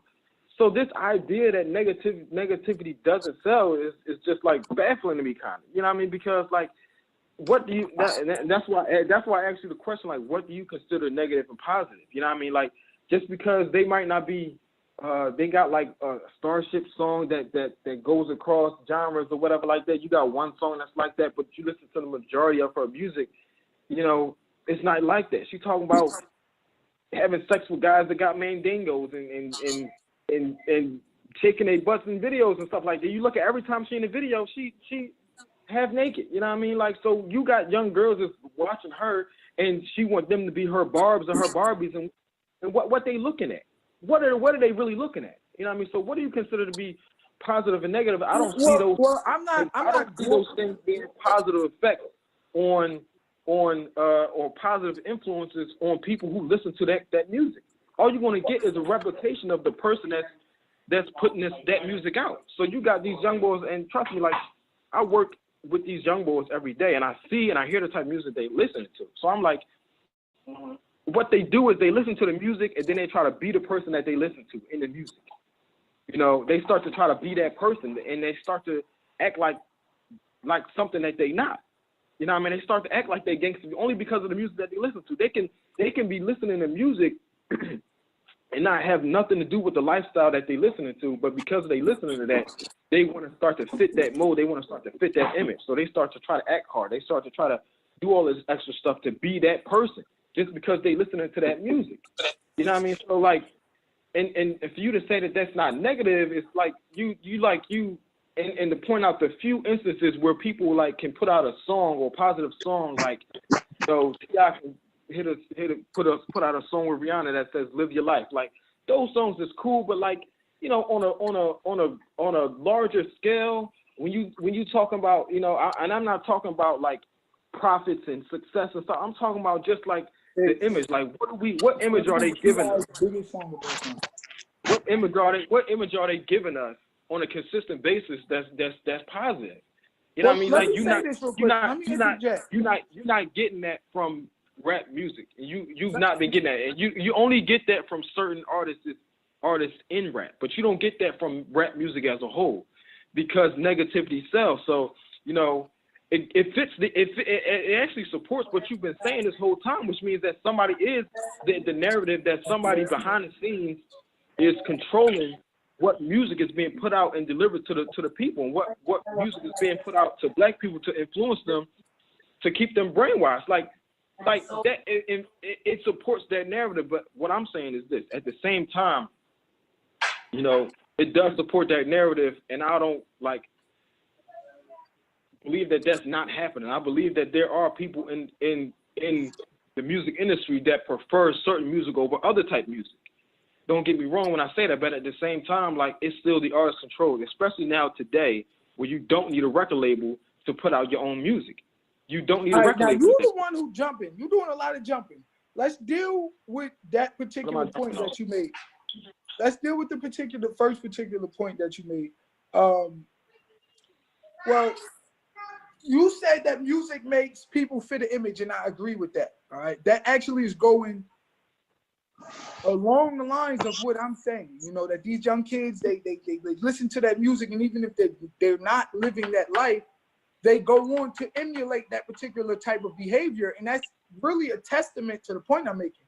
You mentioned T.I. and Live Your Life and said, you know, oh, that's just one song. You know, he can't come out with songs like that all the time. You know, that's just one song, whatever the case you just said. But that's his biggest song of all time, bro. This is the point. That's one song out of the many songs. Let me finish. Whatever you like and live your life. Out of all the hood music he came out with, the 2 songs with positive messaging, 3, because My Love with Justin Timberlake was the 3rd biggest. The 3 with positive messaging was his biggest of all time. Now you talking about what's my definition of positivity and negativity. I ain't never said Nicki Minaj was a positive artist. I don't know where you got that from. Never did I say that. I said her coming out with positive music gave her a lane, and it made her bigger than if she would have stuck and stayed in the box. When she came out with the Super Bass and the Starships Are Meant to Fly and all of these particular pop songs that had great messaging. Let's go to the beach, let's go get away. And I did, let's go. All good songs. Laying on the floor. Oh, she ain't right about killing nobody, selling no drugs. She's telling people Starships is meant to fly. You're gonna be somebody, you're gonna be good one day. That lane made her into an even bigger artist. And then guess what? When you walk into Walmart now, you hear Nicki Minaj. Starships are meant. When you go into Universal Studios and you see that big jumbotron, you see Nicki Minaj because she had positive music to jump in that lane. See, I already explained this. There's levels of positivity. Yes, this is the worst, and yes, this is the best. The higher you get up that scale of positivity, the more mainstream you can become, the more successful you can become. So when you say negativity sells, in what regard? Because ain't none of them in all regards. Ain't none of them rich. Ain't none of them get money. Hey, my brother's on the panel. Let me finish. Nicki Minaj can sell out 250,000 show in Liverpool. Drake, J. Cole, Kendrick Lamar. These people who they can sell out $250,000 in Liverpool. Jadakiss was at Horizons last week. He was at Club Gravity last week. Like at the end of the day, how does it sell? In what way, shape, form, or fashion? A lot of the people that we have that are truly uber successful, they don't rap about none of that stuff. They don't rap about killing people or selling drugs. So the point you're making is moot. When you say negativity sells, and that's why these artists have to make this music, they don't. They're making the music because, like you, they believe that's what people want to hear. And they believe that's what people want to hear because they have been saturated for 30 years with this type of black music. So they believe that every type of black music has to operate within the confines or the paradigm of that particular negative, construct. And it does not. All of the ones who have ever been successful were the ones who stepped out of the box. The only people who are successful. Hey, can I contribute to the conversation? The only people who are successful. Right now. Hello? Hello? Hello?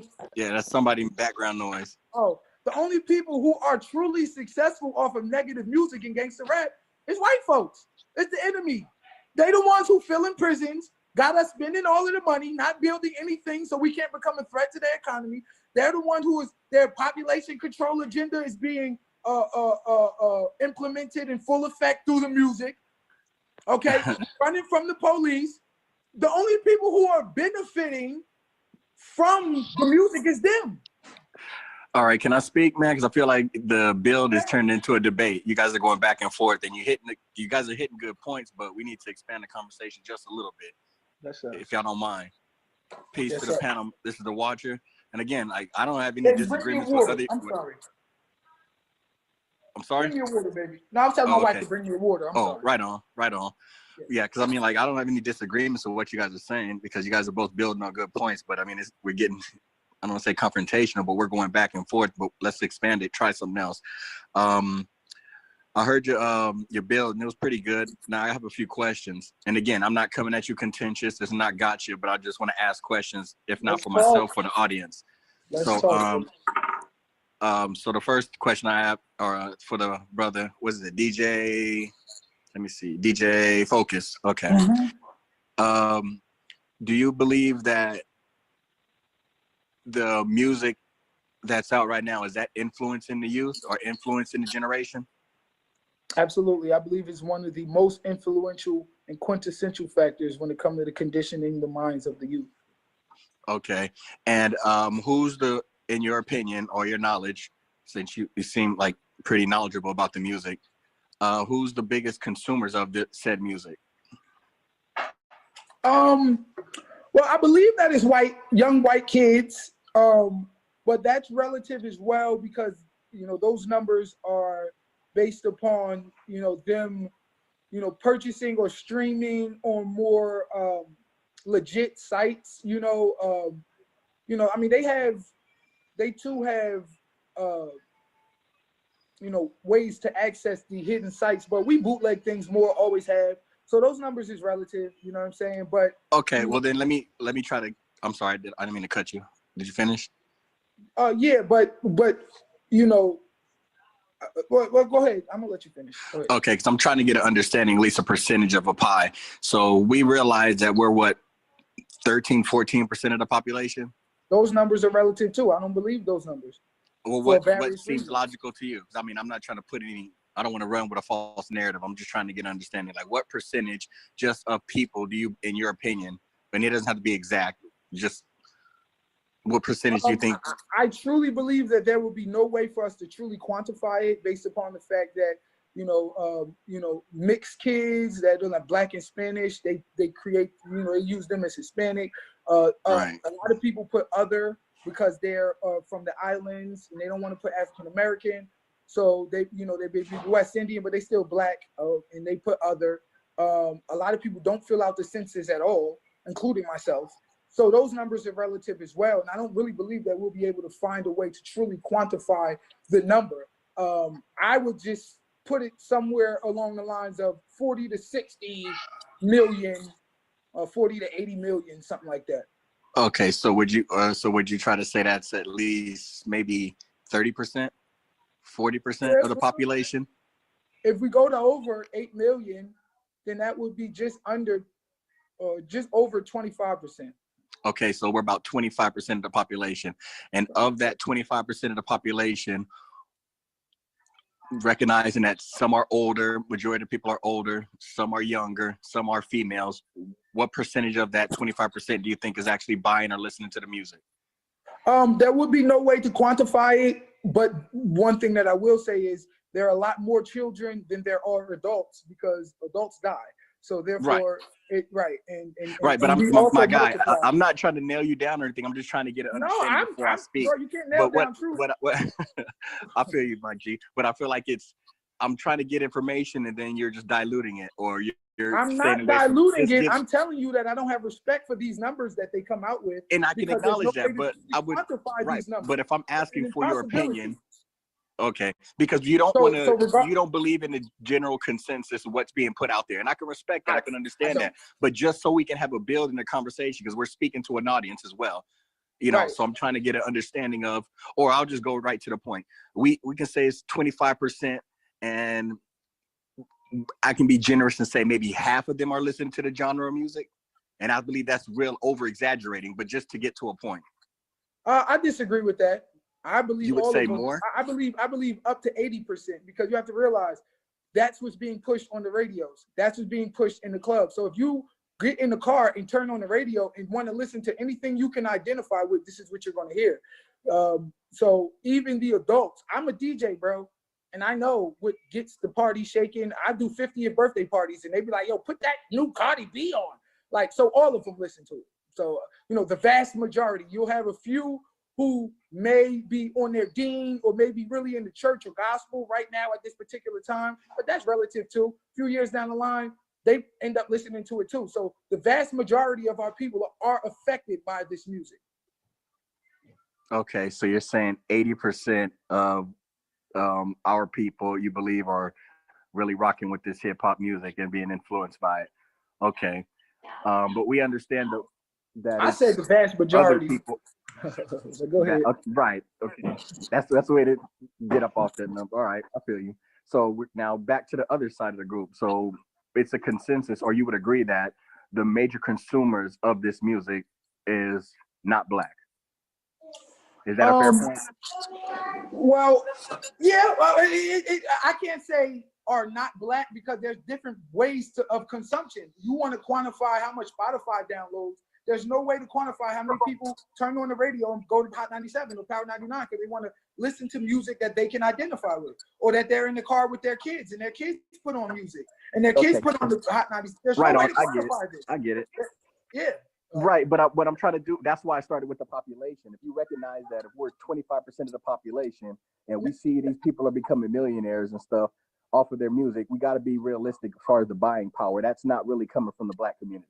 That, you know, they're selling this money, or they're making it the highest. Like if you look at the numbers and stuff, the major consumption of this music and stuff is actually happening in the Midwest. It's not even the coast.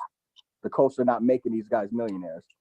Do you understand that? I mean, that point may very well be true, but the numbers are totally irrelevant because no matter who buys the music, we identify with it. Whites, right, I get Spanish, that. Mexicans, and everybody else can right, buy but music, see, you're going. but they listen to the music. My question. So I'm sorry. What I'm saying is you're answering my question and you're running beyond my narrative because I'm trying to get these points out to get to my point. So I'm trying to. Go ahead. Because and that's what smart people do. I get it. You hear a question and you understand where I'm going, so you're going beyond that to give me more insight, and I can respect that. But the point that I'm getting at is, if these people are consuming the music more than us, how come they're, and you're saying the music reflects the people, how come they aren't being reflected or they're not emulating the type of music, especially if they're listening to it more? Because they listen to our music from a detached perspective. It's like watching a movie, you know, for them, they don't live in these communities. They don't see the suffering firsthand. So they're able to, feel the vibes, feel the music, and, listen to it, but from a detached perspective. And it does affect some of them. Some of them are out here doing drugs because of it. Some of them are out here robbing because of it. They don't, prosecute their own to the level that they prosecute ours. They don't. I know white kids who drove around selling all manners of drugs and never been arrested, never even thought about it because they riding through the white community with white people in their car, and they're not, targeted like we're targeted. But don't get it twisted. They are being influenced as well, but not to the degree that we're being influenced. See, if you listen to a song and they're talking about the chicken shack and Uzis and the such and such park and the basketball court at this, that, and whatever, and this girl and with that girl and the hood in front of the bodega, and these are things that you got to be in the hood to identify with.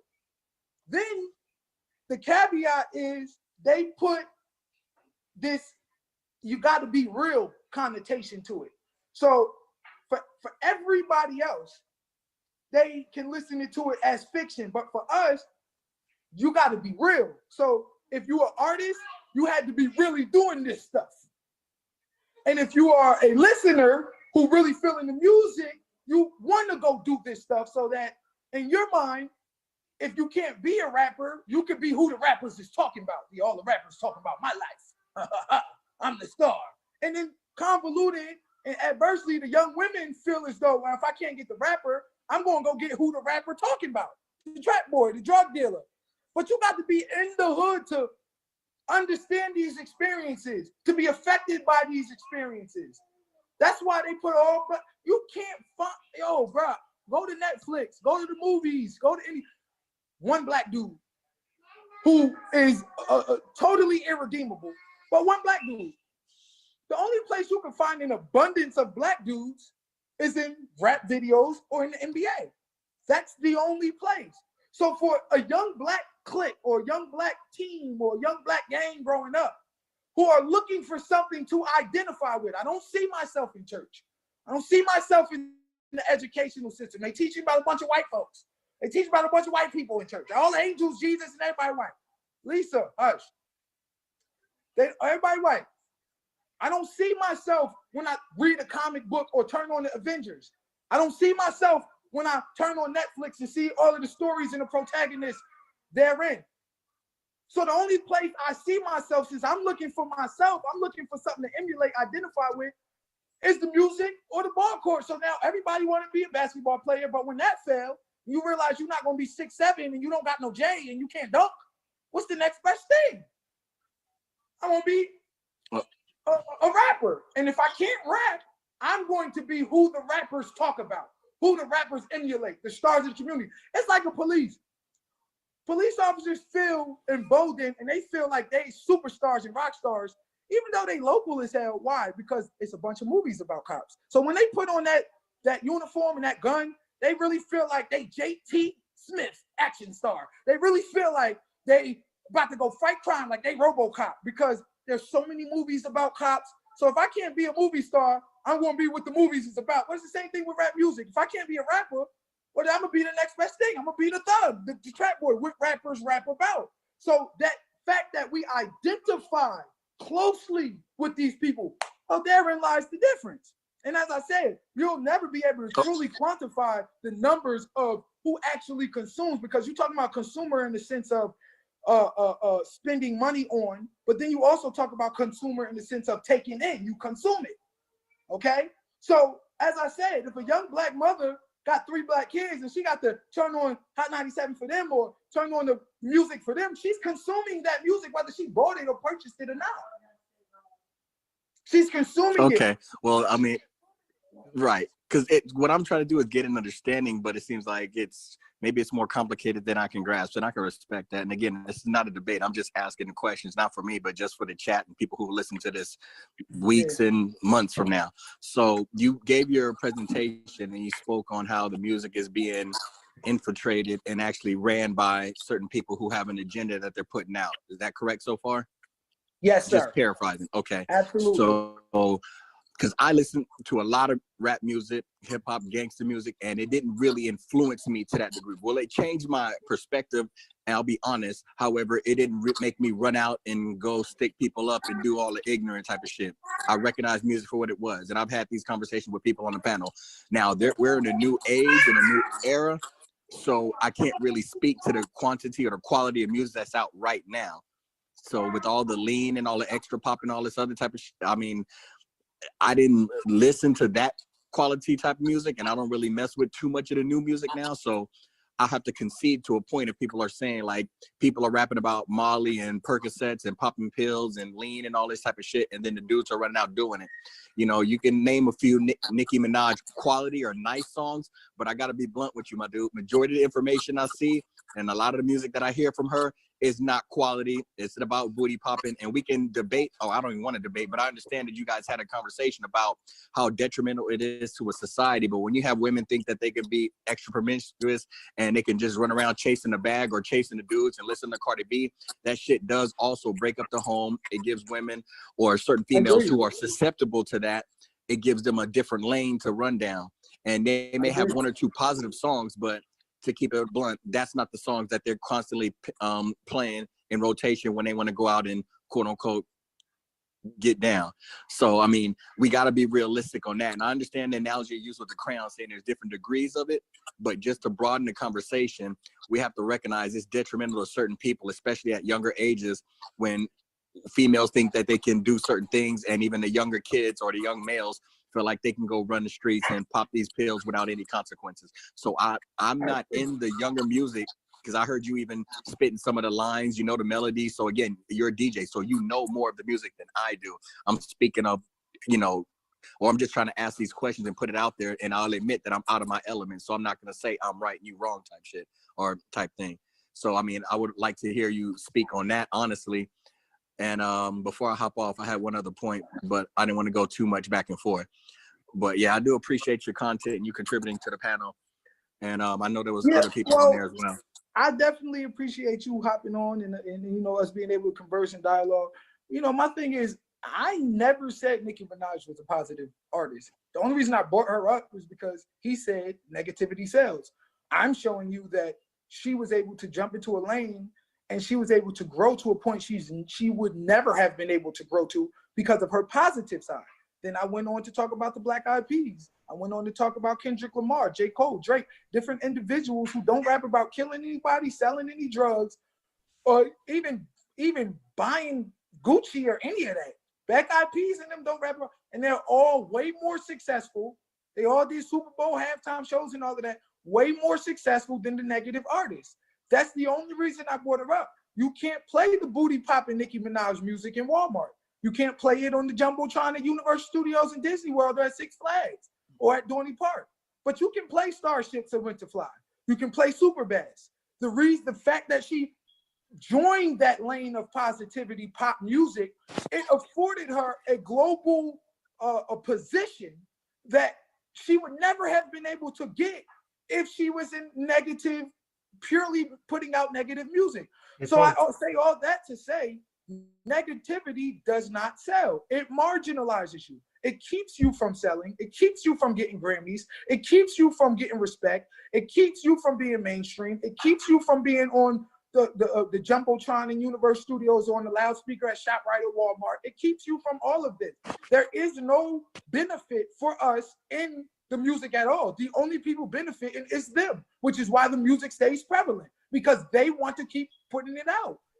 You think these little but you're saying there's a gate come out of nowhere, but they are being funded. You look at Atlantic Records and the people that they signed and they put out, Kodak Black, Cardi B, all of these people, they are 100% negative, 100%. Like if you look at the list of rap artists that they have, Atlantic Records, and then on the other side of that, you got Bruno Mars. On the other side of that, you got, positive, artists on Atlantic. But the Black artists on Atlantic Records, the vast majority of them, is all hood rapper extraordinaires, bro, if you actually look at it. So that means they have a vested interest in making sure that the deteriorated Black mind stays prevalent. They make All right, I got one last point. Go ahead. I'm sorry. It was just one last point. This is more like trying to get to a solution before I get off. So are you recommending that, because, okay, you first start out by saying that there's gatekeepers, and I'm kind of paraphrasing, and correct me if I'm wrong anywhere. There's kind of like gatekeepers who have a secret hidden agenda to make sure that the music that comes out is going to be negative so they can fill the private prisons and get people weakened in the state of this community. And I was trying to understand, because I was under the influence or under the knowledge. And to spend money and to further their population control agenda, among other things. But okay. Go ahead. Thank you. And I was under the influence that the environment that people live in more so than the music influences them. And and then we went to speaking on majority of the music that's listened to. I'll say that, in opposed to using consume or purchase, because the era has changed with the quality and the type of music, so I was under the understanding that majority of the music is purchased or consumed by middle America. And again, so I was wondering, how come they're not affected by, if it's solely the music more so than the environment? But to get towards the solution, would you recommend that people go independent or do SoundCloud and all this type of stuff to get their music out, even though we know it's not going to make any money, like Tribe Called Quest and Q-Tip and all these quote unquote conscious rappers? They can come out, but they're not going to compete. They're not going to fill stadiums. And again, I don't mean to be negative, but I haven't seen it. So let me say that I don't see them filling these stadiums. I don't see them competing on the level where they can thrive and survive, because 9 times out of 10, you may be a better man than me, but most of the music I listen to is hardcore, grimy, and it gets shit popping. You know what I mean? So I don't know if you have like 80% of your music catalog that you really bump is just conscious enough, because I mean, I just got turned on to cats like Griselda and all this type of stuff. So I mean, like, it's the newer generation that I'm listening to, that I'm trying to find. They got to have something that I quote unquote relate to or that entertains me.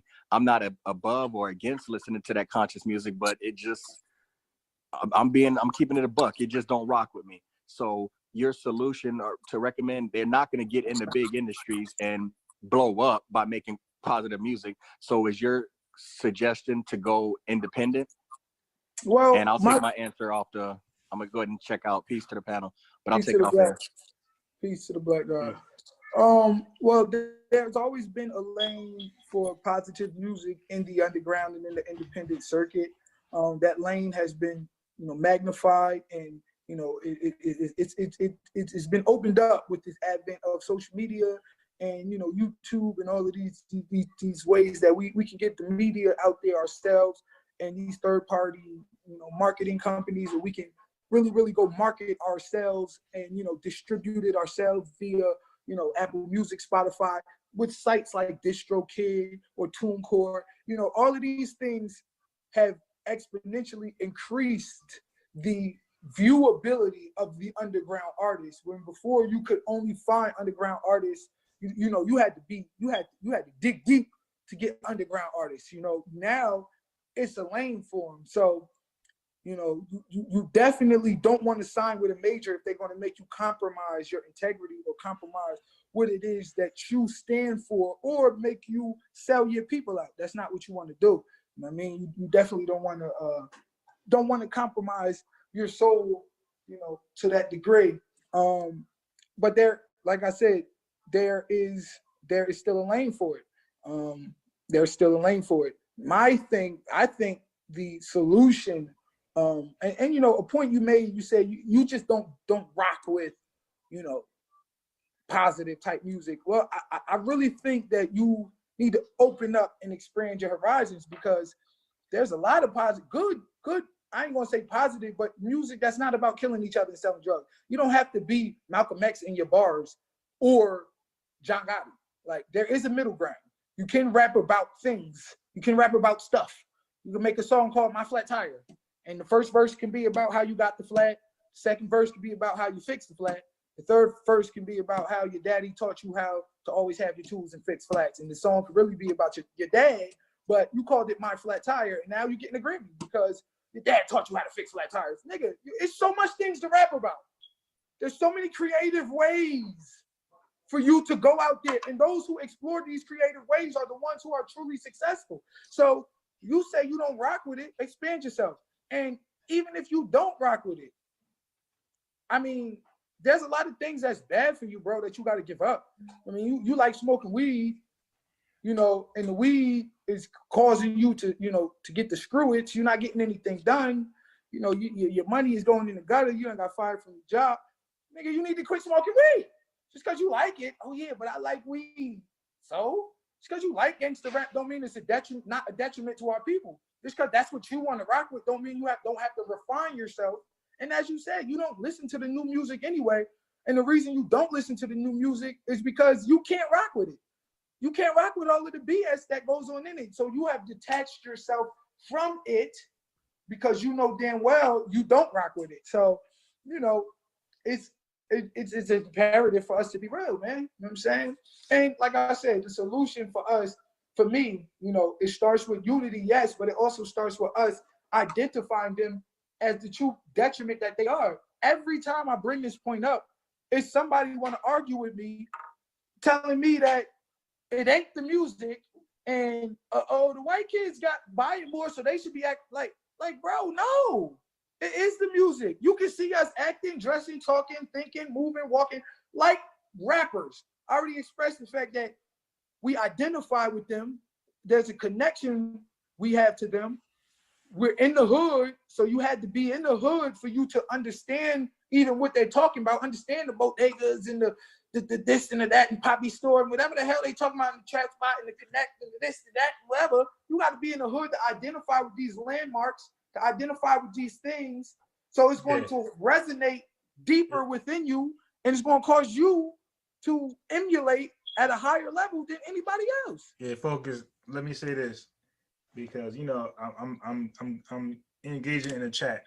You dig, and we're like talking about different things, and there's a misconception that rappers rap about their experiences. Like, that's false.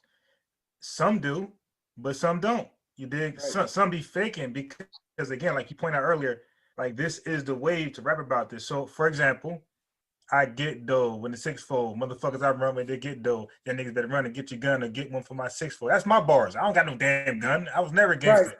But I was but I feel like this is what I had to do. I'm biased on the mic. Big. So the thing is, if I ever got large, of course I would keep that because that's what's selling. But I got on the block, gun stops. I got raps about like positive shit too, you know, about the women. When we used to go back and forth. I got some Malcolm X bars, but that's not catchy. I can't go to a cipher with that. So the thing is, had I become huge, large, I popped off, got a deal, y'all will be saying I'm rapping my experiences, which is totally false. And like the average freestyle cipher, these dudes ain't got $1 million. These dudes rapping about Porsches outside. Nigga, you walk to the gym. So there's a misconception that we're rapping about our experiences. No, we are rapping about what we think is going to sell. Is going to get us, you know, a deal. That's what we're rapping about. We fall back to it. And it's funny because as a rapper, I write positive music, but I was such a gangster rapper for so long that whenever I start freestyling, I turn straight thug. I don't even know how. I can't freestyle without being a thug. I stopped freestyling.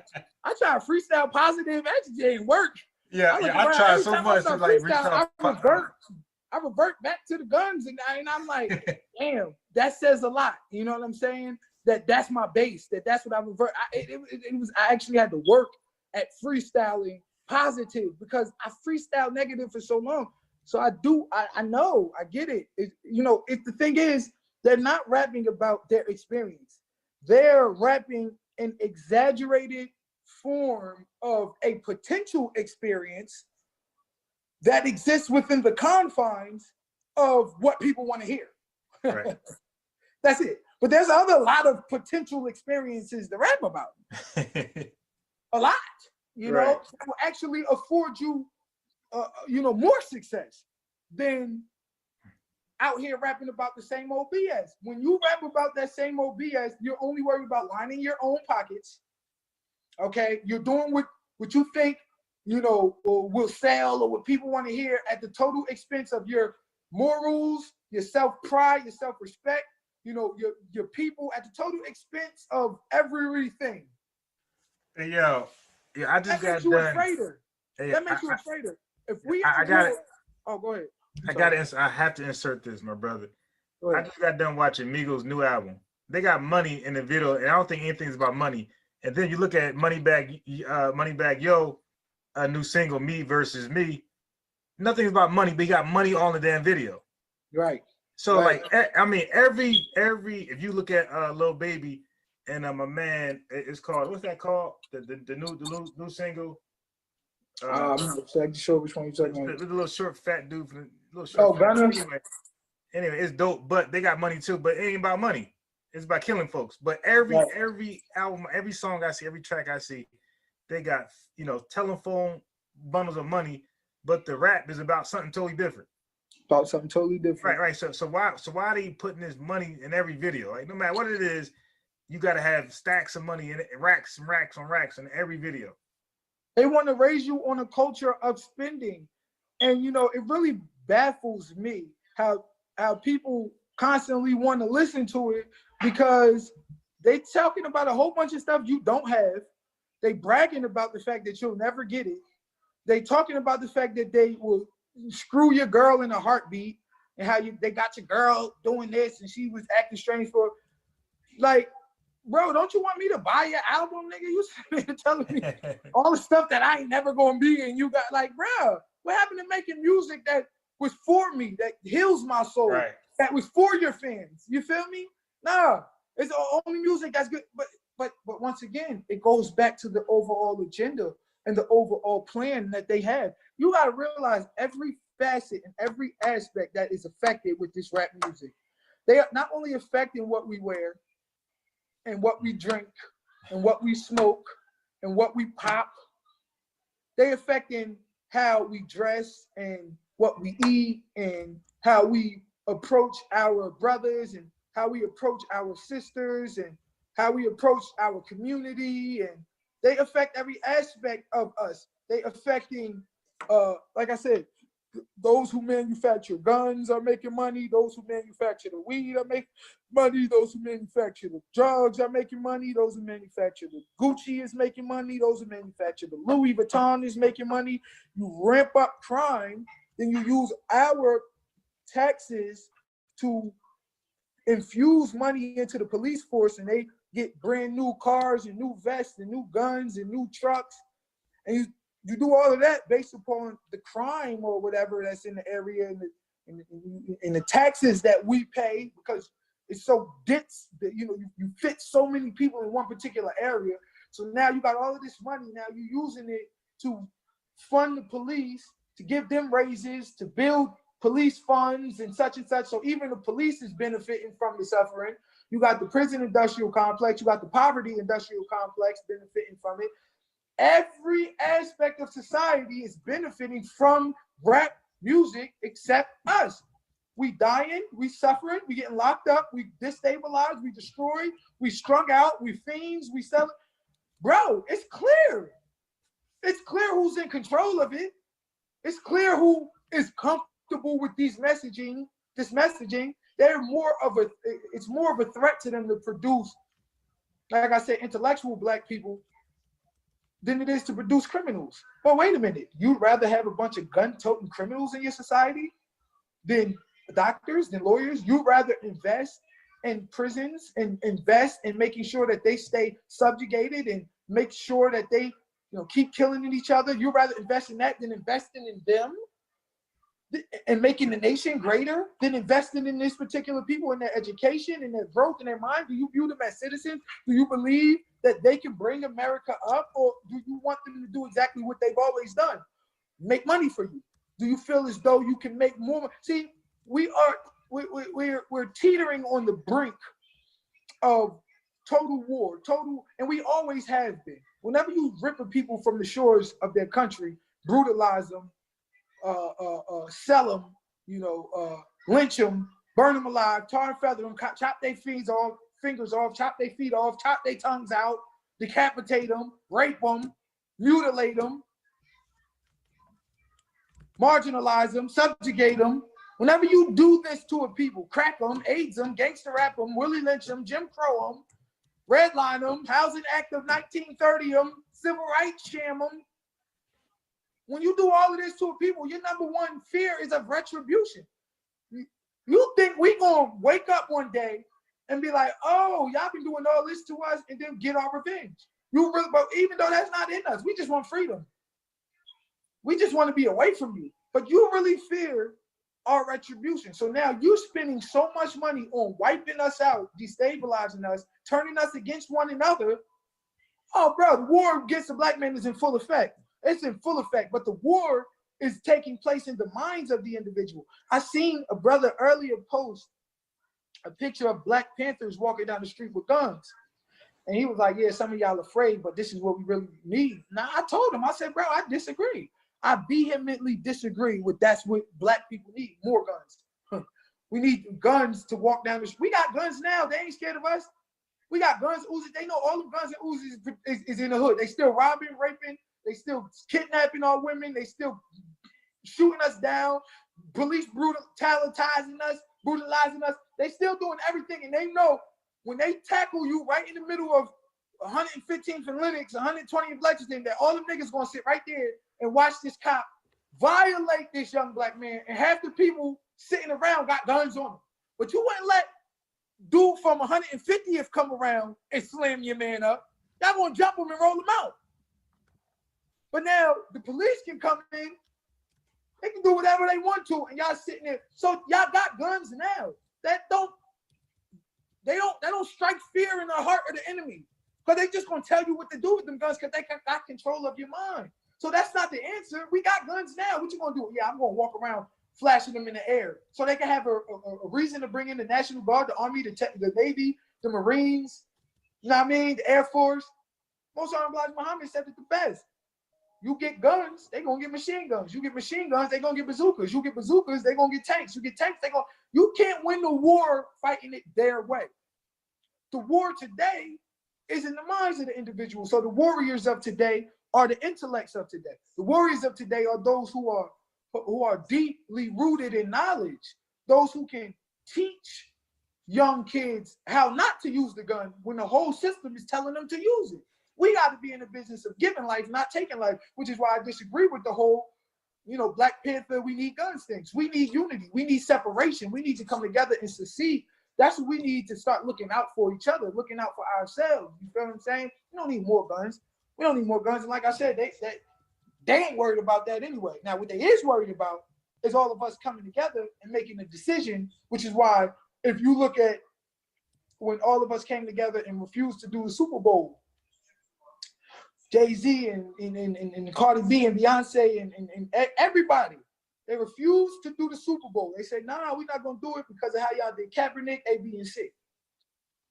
Yo, bro, that next Super Bowl, it looked like a Black History Month homage. I ain't never seen this many Black History. Bro, the commercials, they had Malcolm X, they had Martin Luther King. Yo, and the Super Bowl is doing Black History Month every year. You've never seen this outpour of Black love till we all stood together and said, no. See, that's the true power is in the unity. Us coming together, and this is what I'm saying about the music. We have to identify not only the fact that it's a detriment and that we are actually being affected by it, but we also got to identify those niggas who sold us out, and we have to vilify them. We have to come together, a united force against them so that they feel and know, look, if I come out with this type of music, my community is going to have a problem with me. If I come out with this type of music, my community ain't going to rock with that. Yeah, you give me a couple money, but I ain't going to be safe in the hood. I come out with this damn music. That's how it needs to be. Period. We need them to understand. Go ahead and sell yourself. Bro, if we in a war and the enemy, after they enslaved us, is really wiping us out and putting programs and policies together to make sure that we lose this war in every way, on every front, we lose this war. We really in the middle of a war.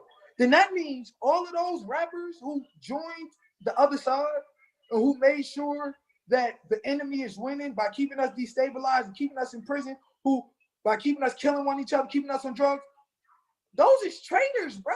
What happened to traitors? Since when did the traitors get glorified? We look up to the traitors. We glorifying the traitors.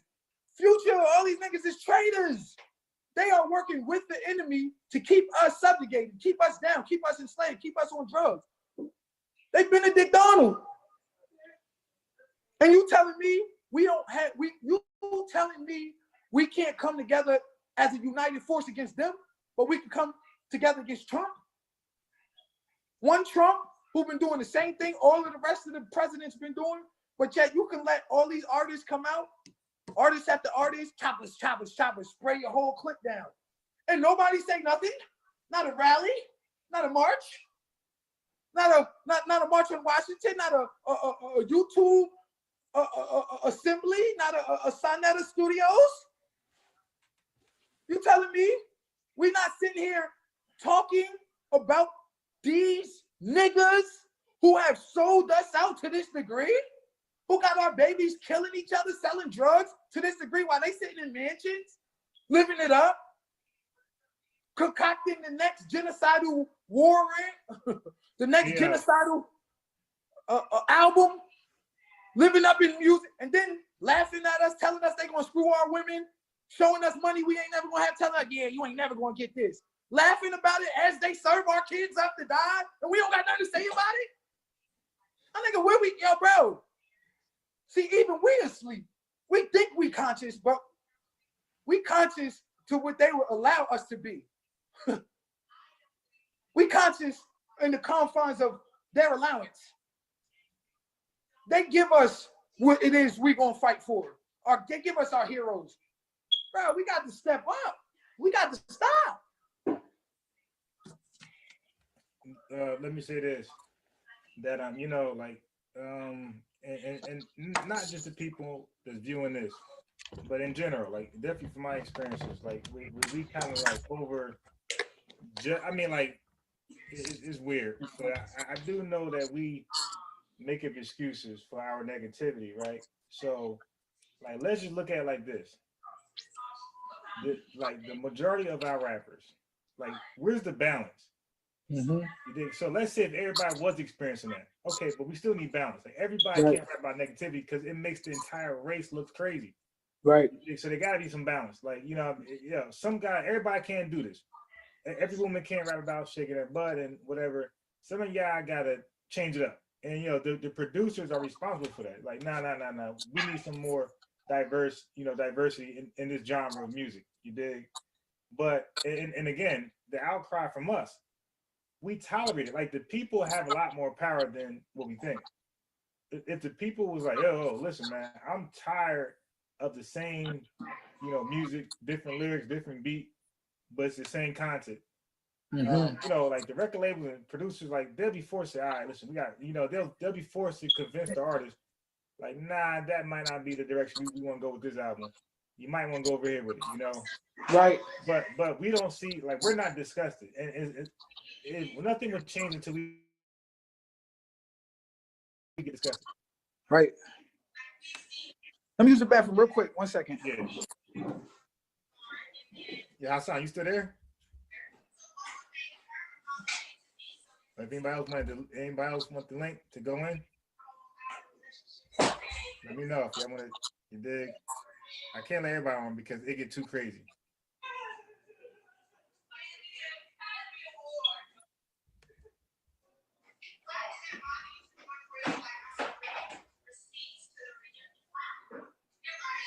Yeah, get rich or die trying. So we gonna act like drill music ain't running the youth. Joe Pesci, Utes, road to balance, but it's not promoted. If you're waiting for balance, go to top, you're wrong. Ask him if he would like still be preaching this if Pac was still walking the streets. I think not. Y'all create the music you want to hear. And I agree with that. You create the music you want to hear. And then like you said, you guys are saying alternative, the way you don't gotta sign with a record label, you can go a different route. I agree, especially around this era. Peace, war. All right, I'm back. Sorry about that. So I was reading the chat, and the chat said well, produce the music you want to hear. What do you say to that? Well, I mean, I strive and struggle every day to do it. I'll spit a little something for y'all that I did in a cipher not too long ago. It went a little viral, you know what I'm saying? But I'll spit it for y'all to the best of my abilities. It's a little lengthy, but you'll get the point. The beat was incarcerated Scarfaces. Oh, damn. So I had to speak to all my incarcerated Scarfaces out there. And basically I said, I'm African intellectual on an active mission to keep the rest of you from making bad decisions. This acumen is the best for you. Massive children with bad intentions, and we neglected to have them listen. Now they pack in prisons in the correctional. Black civilians trapped in the system. It's unacceptable. Tragic system lacking the vision to go invest in you. Massive villains snatching the vision that they done kept from you. Masochism and capitalism will be the death of you. Mad division, lacking addition, always testing you, subtracting wisdom. Mathematicians made a mess of you. Cats is rich and blacks is just chilling. Nothing left to do but stack until it's half of a billion to the decimal. They act as if the African black infinitesimal, but after peeling back all the capping, I'm getting skeptical. Cats is hitting cat from the back and it's nothing sexual. In fact, they got you trapped in a trap. I'm here to rescue you. Look, they made you stealers and they led you to jokes. That's why a lot of y'all is killers and the rest of you crooks. That's why a lot of y'all is dealers and the rest of you hooked. I hope a lot of y'all can feel this and you never get booked. They got you riding and wilding and you don't never get shook. They got you bottled and hobbled and on your neck is a foot. They got you locked up in volume with so much stress in your look. But I got them. I'm dropping knowledge. I'm a chef and a cook. Now check it. The imitation that's really an infestation in the nation gave you base and then they ride on your block and you run. They give you chase and deliver you to the station. Your ignorance is amazing, nigga. Why would you ride with a gun? Manipulating your vision, and then they take you to prison and try to break you when they got you to swallow your tongue. Intimidation and giving misinformation is the inclination. I'm saying the cops will demolish your son. I am the one who will ask you to dream. He been flowing to keep you from going back in the bang. We've been showing the people the bro an actual king. He been flowing. I need you to know I'm back on my scene. Let's keep it going. I need you to know we rapping with lean. He been growing. I need you to know I'm back on my ding. I read it slow, then I read it over. My acumen clean. See a hole that I need to sew, and I'm patching the seam. He was flowing. He slinging snow, and he back in the bing. He been holding the heater. Brody been clapping the name. See them Paul Belita holding a gallon of lean. Turned a whole lot of leaders into some actual fiends. And it seems Young Money wasn't stacking his green. We was young and getting money. Y'all was laughing at memes. Need to keep the young dummies from acting ratchet and mean, or just like 2020, it's a rap for the teens. You have to be clean just to master your dream. I'm trapped in a scheme, dealing with a massive machine. Had to drown grind to put a stack in my jeans. I used to be a sinner, now I'm the sinner. I'm talking Shaq and Kareem. I was smoking on the shack of that green with yak in my spleen. Seen it was a fact, I was the cat to redeem. Even though I stopped trapping the fiends, I got the block to running back of my team like they passed me a screen. Now that's 3 minutes of all positivity. You feel me? Right. All positivity. Bars, I'm giving you everything you want. You feel me? So I try to the best of my ability to produce this type of music, but I'm still fighting an uphill battle. And, you know, as an artist, it's like I'm a salmon, bro. Like I'm a salmon. Although I have the ingenuity and the wherewithal and the abilities to swim against the stream, eventually it's tiresome. And it's easier to flow with the stream. So flowing against your stream, it is difficult to say the least. You feel me? But it's something that I strive to do every single day. And this is why it's something that's passionate to me, because it's like, bro, I see it clear. And the people should see it clear. And those rappers like me who are struggling or who are, you know, struggling to get, you know, the positive messages out there or to expose the system for what it is, you know, we need the help of those people who call themselves progressive, who call themselves conscious, who call themselves, you know, intellectual, free thinking, progressive black minds. Like, if you are that, then you need to understand this and not turn a blind eye towards it.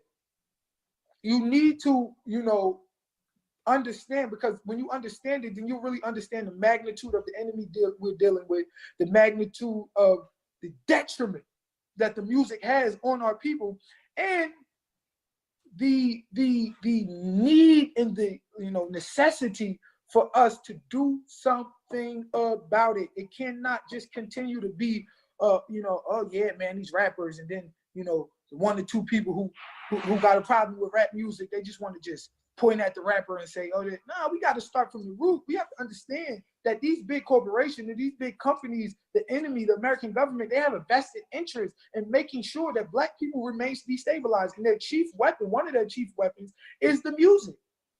I just said, you can't find yourself in the church. You can't find yourself represented in religion. You can't find yourself, even the Orthodox Muslims want you to be Arabs.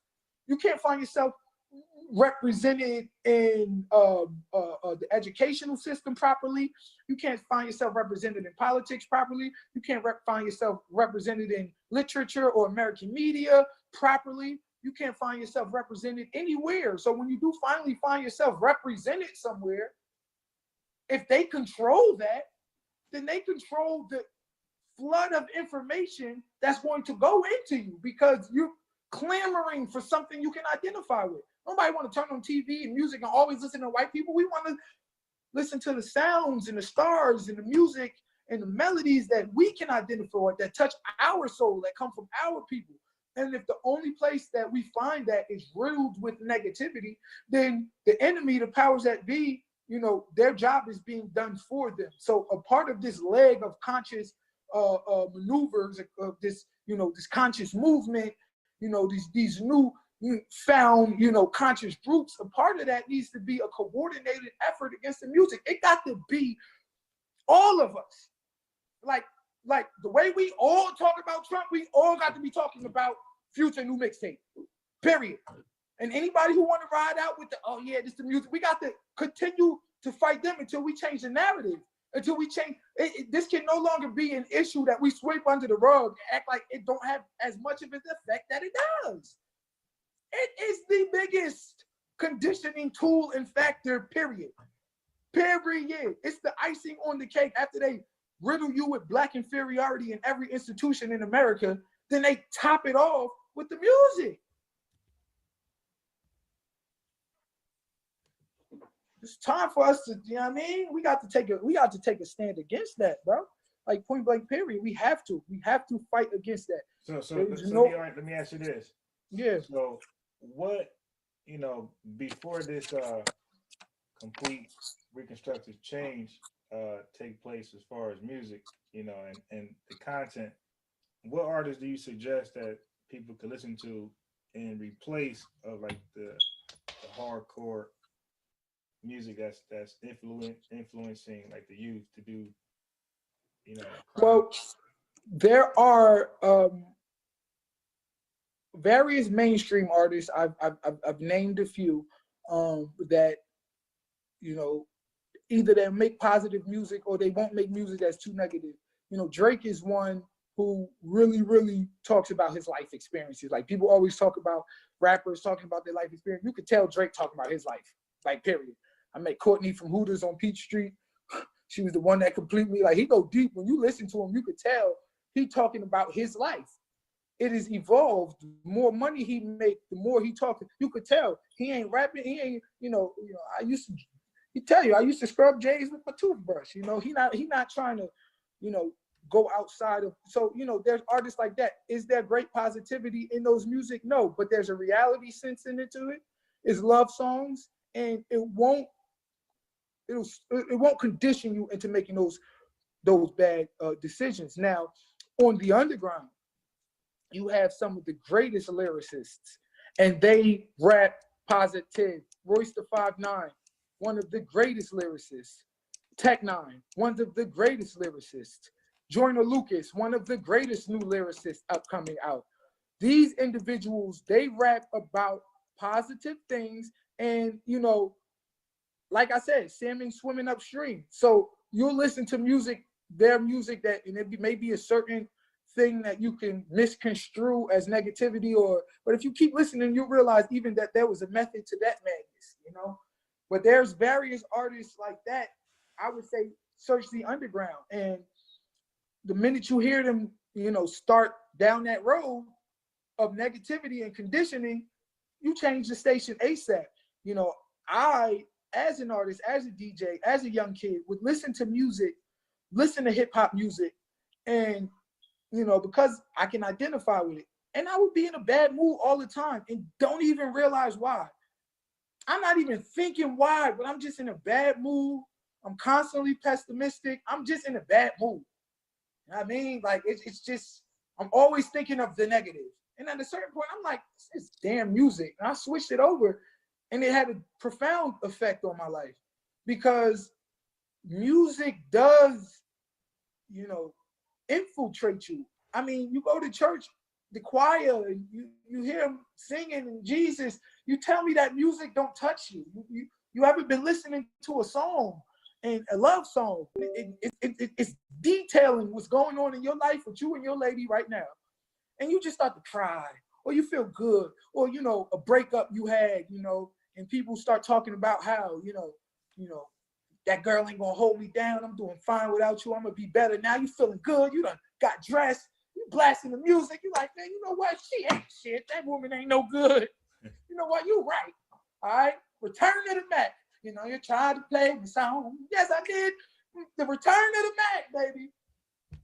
You feel as though the Mac is going to return, because those particular songs touch something in your soul. So if we create the climate and conditions for criminality and for negativity, and then we continue to force the music on the people, remember now, the killing been going on for decades. You got retaliatory killing now, retaliatory killing, retaliation. You got retribution, people coming back, niggas just coming home, niggas, I forgot, we gonna get you for what you did 10 years ago. You got all of this stuff that was produced from the music and the drug situation years ago, that we still, if you flood us with the negative music, continue, a lot of these problems will get exacerbated. They will grow, you know, and then you'll look around, and, you know, we'll be worse off in the community, and we'll be, you know, because the music is constantly forcing us to solve our problems in that particular way. They're giving us no way out. No way out. When you actually think about creativity, when you actually thinking about, you know, being an artist, when you actually think about, you know, growing as an artist, you are so severely, which is why a lot of artists don't last. You're so severely limited when you sit in the box. Like, the growth of an individual and artist should come from your life, real life experiences. You should be able to take infinite situations and experiences and write a song about it.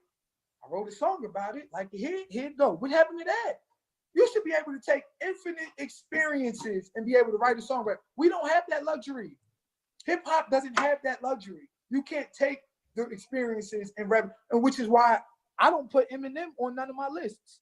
People Oh, damn. Always say Eminem is at the top. Eminem is a great lyricist. He is, but he was never been confined like black rappers have been confined, especially in the time he grew up with. He was allowed concessions. He was allowed to rap about things that we were not allowed to rap about, and he got Grammys off of it. He got Oscars off of it. We weren't allowed to rap about those things. He wasn't, confined in a box that we saw. I don't put him on my list. He on his own list. All right. He nice, but I don't put him on my list because the bottom line is we had to come up with rhymes and similes and metaphors and melodies within the confines of the paradigm that was given to us.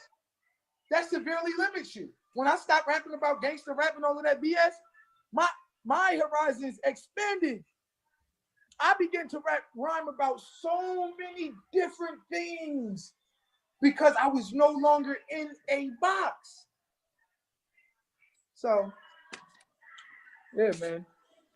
Any other questions? So let me read this. Let's see.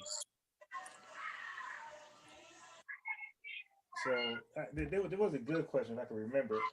Okay, so somebody said, they said, did you? I guess it's like an alternative.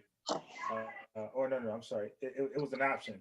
They said, would you rather be famous or would you rather want to be heard? Would you rather be famous or be heard? Yeah. Don't lie. Is that a question for me personally? Yeah. Oh, me? I always would want to be heard. The fame I can do without. I actually enjoy the life that I have now. I enjoy spending every day with my family. I enjoy being able to catch a movie or whatever. I'm a rapper. I chase my dreams because I'm talented, but I never gave up on real life goals. So I graduated college, 3.2 GPA. I was a high school teacher. I owned my own business for 11 years now, married with children, raising my family. I rap because I can do it, but I never placed that as the end all and be all of my life. And it is partly because I wasn't comfortable with coming out with that type of music. But then, also I like anonymity. If I could find a way to get the music out there and remain behind the shadows, that would be preferable for me. So I would definitely rather be heard, the message out there, than be famous. I know that fame is a double-edged sword. And, as much as you think you want it, you really don't.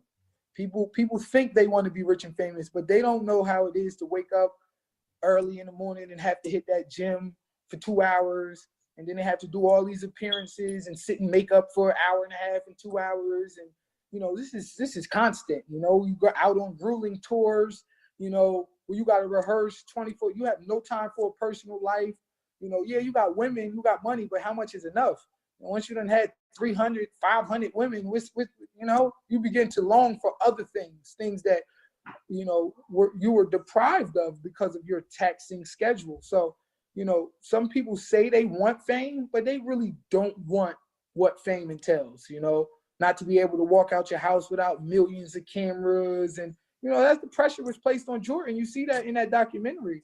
Partially of it was his father passing, but it was the pressure, man. He walk out his damn door to cameras. It was hard. It's hard. Like, fame is not easy. You know what I'm saying?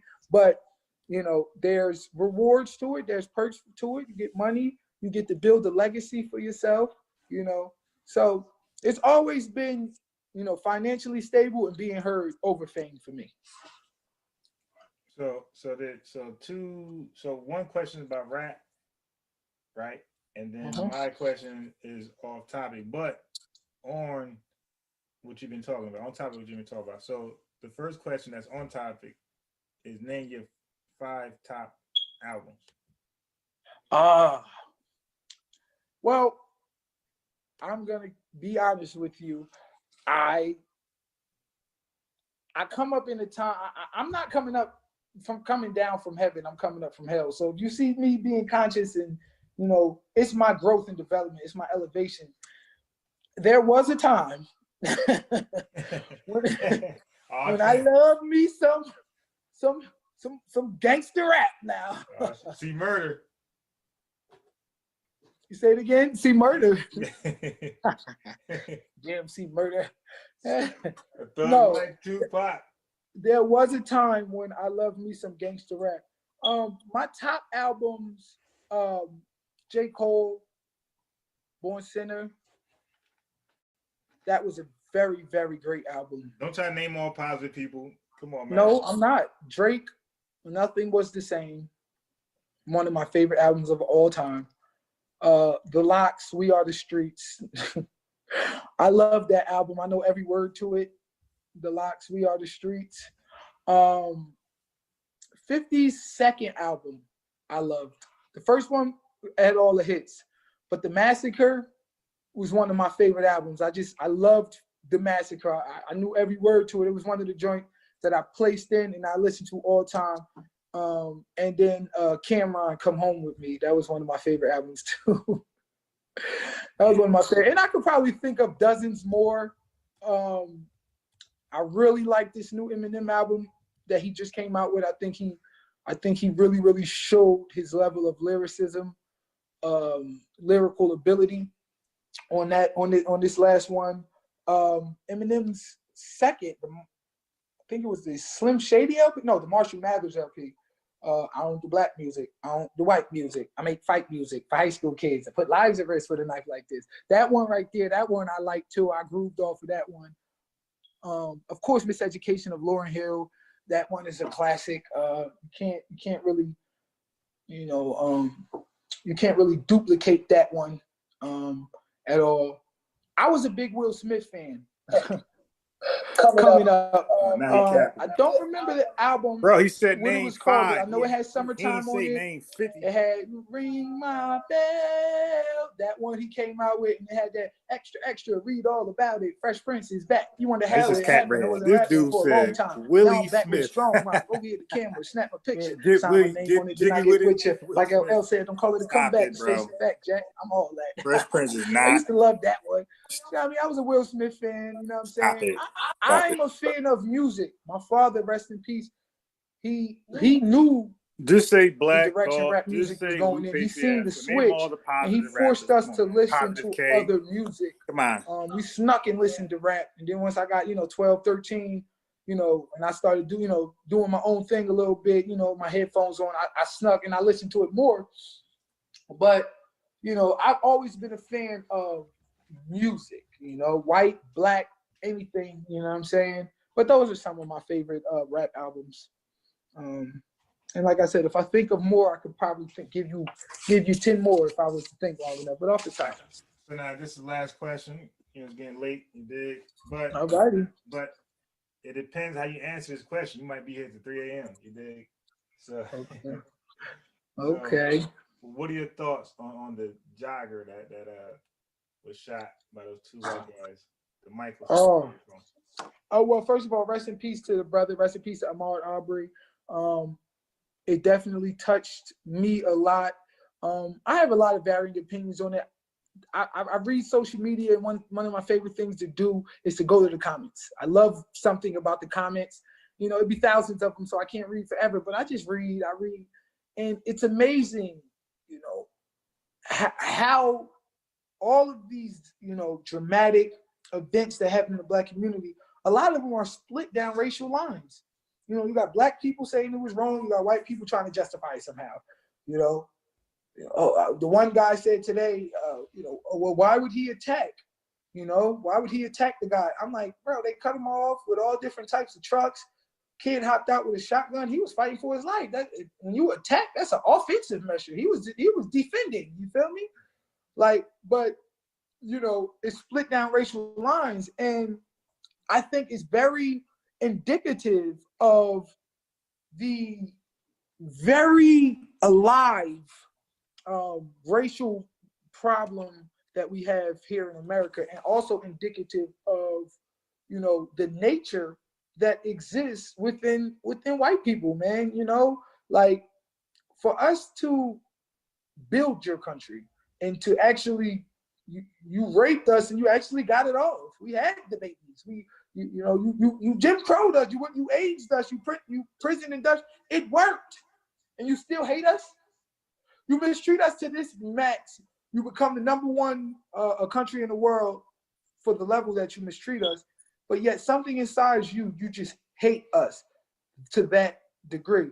So with the advent of camera phones and all of this stuff, a lot of these things are becoming more prevalent, we're able to see these things now, but they've been happening for a very long time.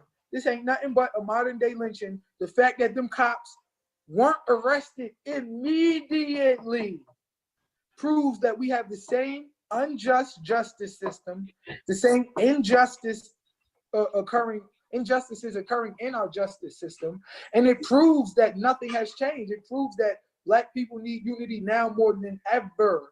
Whenever they could mow us down and kill us down, and the only thing they have to worry about is some Facebook posts, it empowers them to do it more, to do it again. So,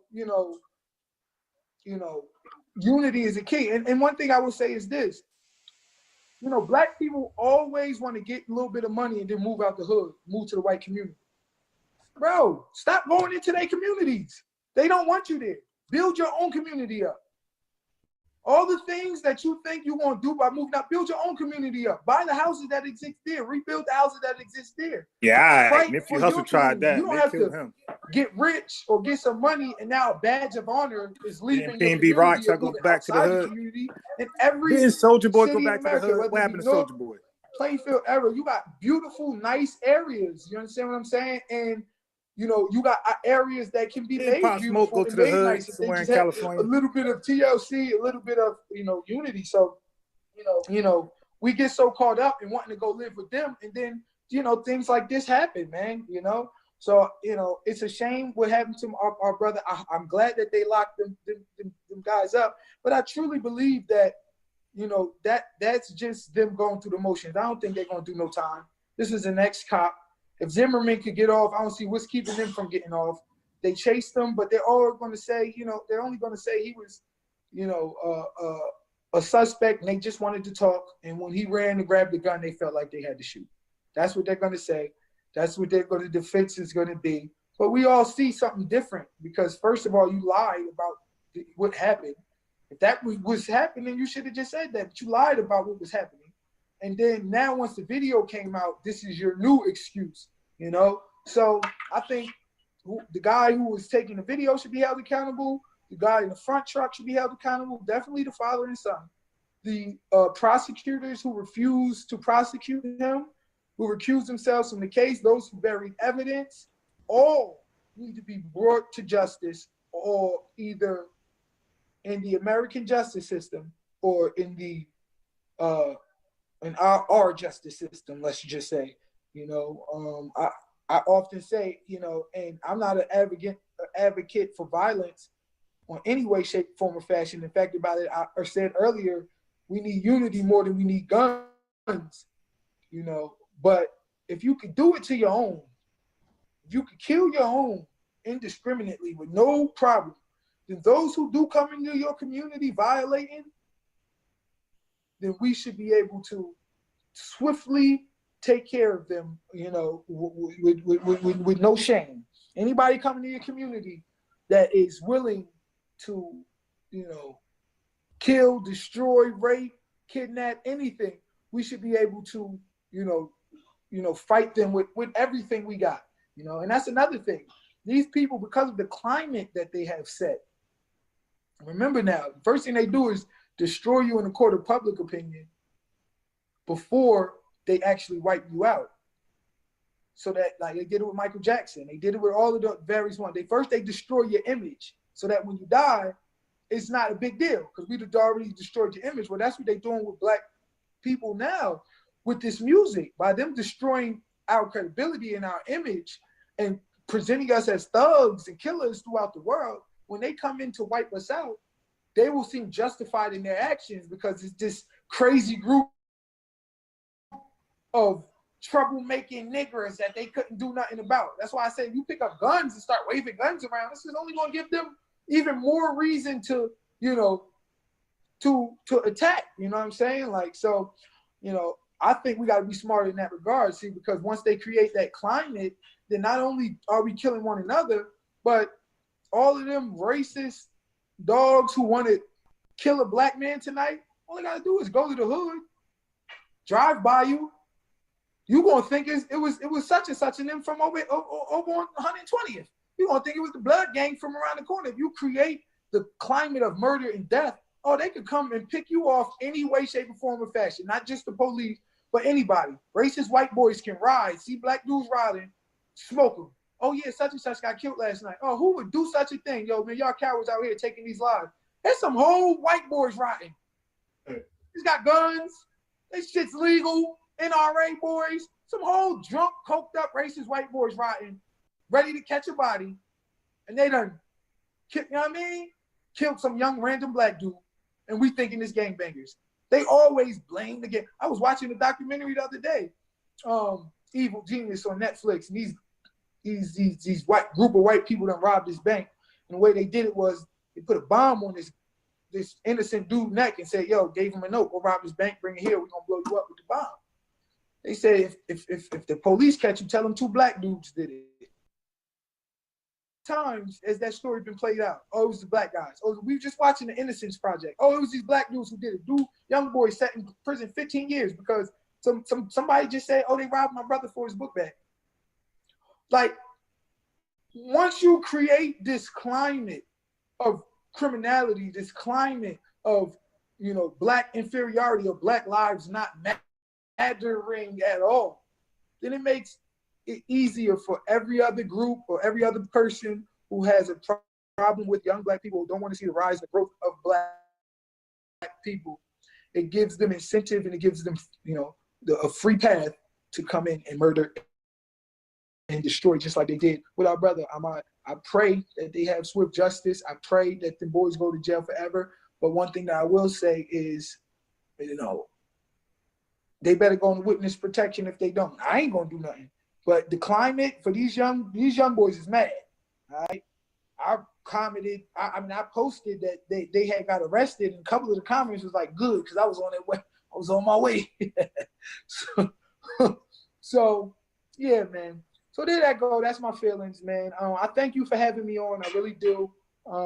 We got to do this again. You know, like I said, I was teaching high school. I've been studying for years. So the music is just one aspect of the knowledge that, you know, I possess. All praise due to Allah. But, you know, I still have other things that we can discuss and that we can talk about. Yeah. Hey, you can hear me? Yeah. All right. Yeah. So when, I guess we're going to wait for more, because, you know, there's different things coming out about this particular case. So there's new evidence. So what we're going to do is we're going to be patient and wait for, like, you know, most of the evidence come out. Then we're going to revisit this and build upon it. Because, like, we were talking about it yesterday, but we talked about it a little too early because more evidence is coming out, you dig? And we was all over the place. So we're going to wait for more evidence to come about and see what's going on with everything. Yeah. Return on this topic. But yeah, so any other topics we're going to definitely build on. My man want to talk about the dude you was talking to. He want to speak more. He want to speak about something. You want to what now? Said what now? I said my man Hassan. He wanted to speak about Islam. You dig? So he wants to come back on and talk about Islam. So I was like, all right, no problem. Because I'm sure we got Muslims in the chat. I'm Muslim myself. You know what I'm saying? I mean, I'm Muslim. I mean, I'm not on my deen like I'm supposed to, but I do believe in the Almighty. I do believe in the Creator. I don't believe in the Arabizing the religion. I believe it. You know, Islam just simply means peace, and you know, I don't believe in confining it to one particular language or one particular people. I just believe that it is our nature and the nature in which we was created. You know, straight back to the beginning of time, you know what I'm saying? So, you know, and I believe the Quran is a good law book. You know, I have my problems with Orthodox Islam. I have my problems with a lot of things, you feel me? the school of thought that I was raised on, of course, was the teachings of the Most Honorable Elijah Muhammad. My father was a Muslim minister, FOI, for years. You know what I'm saying? Even until he passed, he was still a Muslim minister. So I do. That is my base of knowledge and understanding where I came from. You know what I'm saying? And I believe in what I believe in. I believe in the teachings of the Most Honorable Elijah Muhammad, and I believe in that path for us. So yeah, we could talk about Islam. We could talk about Orthodox Islam. We could talk about the nation. We could talk about whatever you want to talk about. I think he's gonna mostly go into about Orthodox. Yeah, we can talk about Orthodox Islam. That's cool. So just let me know when you want to come on, and we'll do it. We could do it. Yeah, I'm gonna let you know in advance and try to get it, going on a decent time like we did today. Probably a little earlier, if I could. Yeah. So we ain't gotta stay on so late. All right, that sounds good, man. All right. Sounds good. Sure. So yeah, thanks for coming on, man. Yeah, they definitely appreciate it because ain't nobody y'all say it and listen. I definitely appreciate them. I would like to look back on it though. You want to post it? Yeah, well, I normally do that. I normally, because you had. Well, what I do is it's an archive. So as the channel grow, I replay it, and of course, it draws more attention, gets more views. So I did that with something else. I played. I had the panel discussion on something. Like when I first started doing this, I had about like 10 people listening. But when I replayed it, we had about 85 people listening to it. You dig? So people. Oh wow. Okay. So as an archive, what I do is I re-air it, and then the new people can look at it and appreciate it. Because right now, if I play it again, the same people are gonna feel like I already seen that. No, I get it. Well, just tag me in it so I can watch it. Oh yeah, definitely. Or tag me in it or send me it or whatever the case. Yeah, so we're gonna also invite you in some panel discussion we be having. It'd be random topics. You know what I mean? Sometimes there's no topic at all. We just be building, and then we mention different things, and whatever catches, that just catch. We just build on that, and that's it. I'm down. Yeah. I'm down for all of the discussions. We're gonna have to get on a little earlier though. Definitely. Well, look, I go live different times of the day, but we're gonna definitely do that. Yes, sir. Well, thank you, brother. I appreciate for having you. Peace and blessings to the Black family. Thank you for everybody for listening, all of the callers who engaged. I appreciate the dialogue. I appreciate the conversation. I appreciate the build. And I look very much forward to talking with you guys again. Yes, sir. Peace. Peace, Black.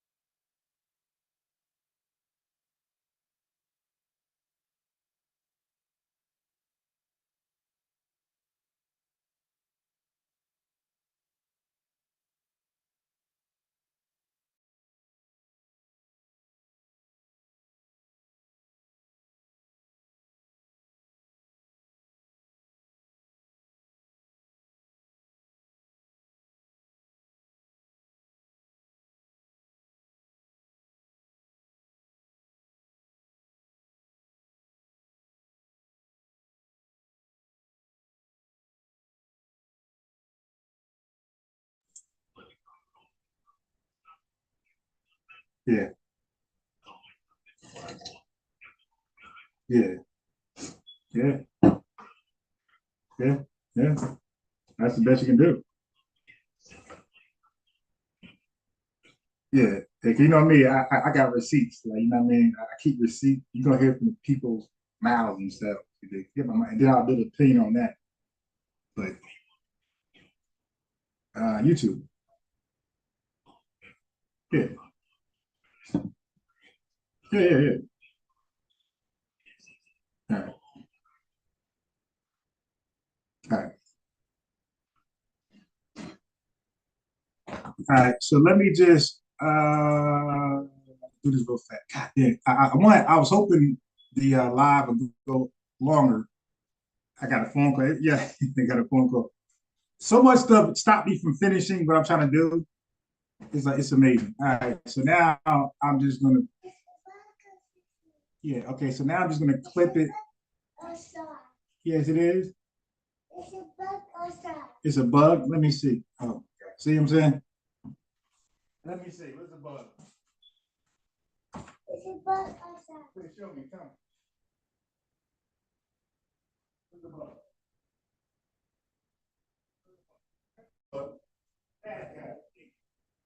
Good job. Good job. What up, my boy? Oh, Lord. Hello?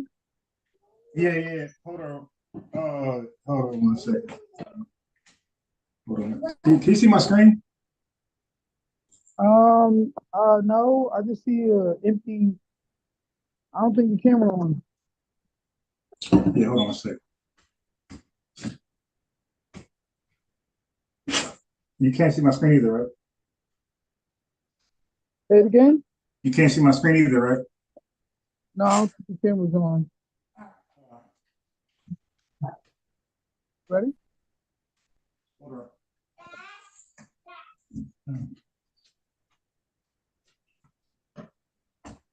Okay, I know why. I got the thing in the way still.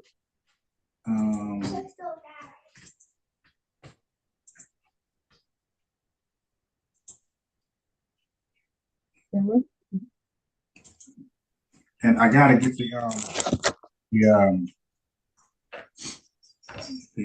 I gotta switch to my iPad in a second. I'm gonna go outside. All right, can you see my screen now? Yeah, I can see it. Yeah, so I'm just gonna chop this one up real quick, make it quick,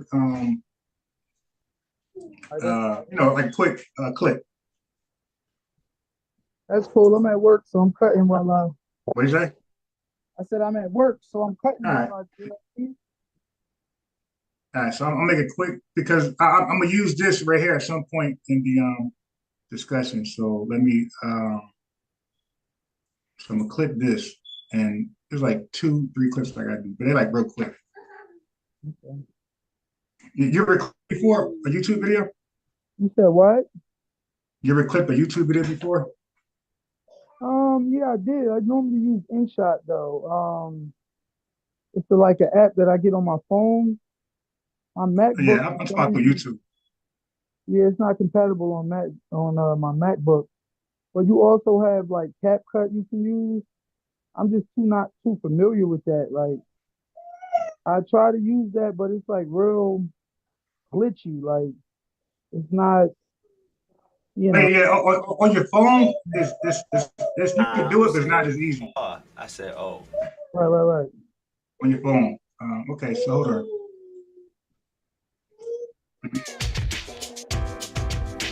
So that's what I don't want.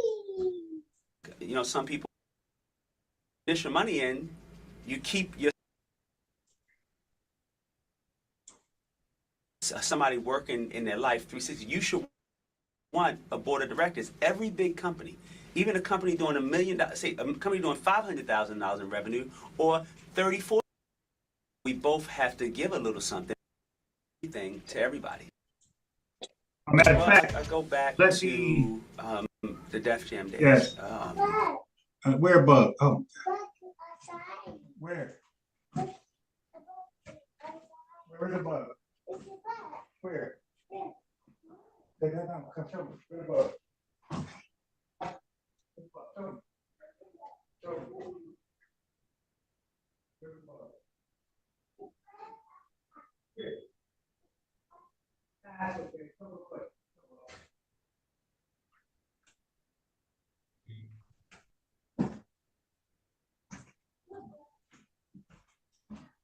All right.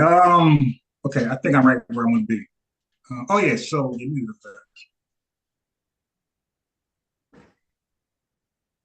And you know, even before for me coming to Def Jam was a company called Rush Management. You know, everybody rolled with Rush. We were everything to everybody. Are you familiar with Kevin Liles? I don't know how not to be Slightly. everything to everybody. And we need to have that trusted Huh? relationship. I said slightly. Yeah. I haven't seen this particular video though. Yeah, he was pretty much under like Leader Cohen. It was like Russell, Rick, and when Rick left, Leader, and then Kevin Loud came Right. under. Yeah. So anyway, he's explaining the 360 deal. So I was trying to clip that real fast. It's him and I think Entertainment Lawyer right here is a good video. Kendall Miller. Yeah, so when you watched your old video, right? Mm-hmm.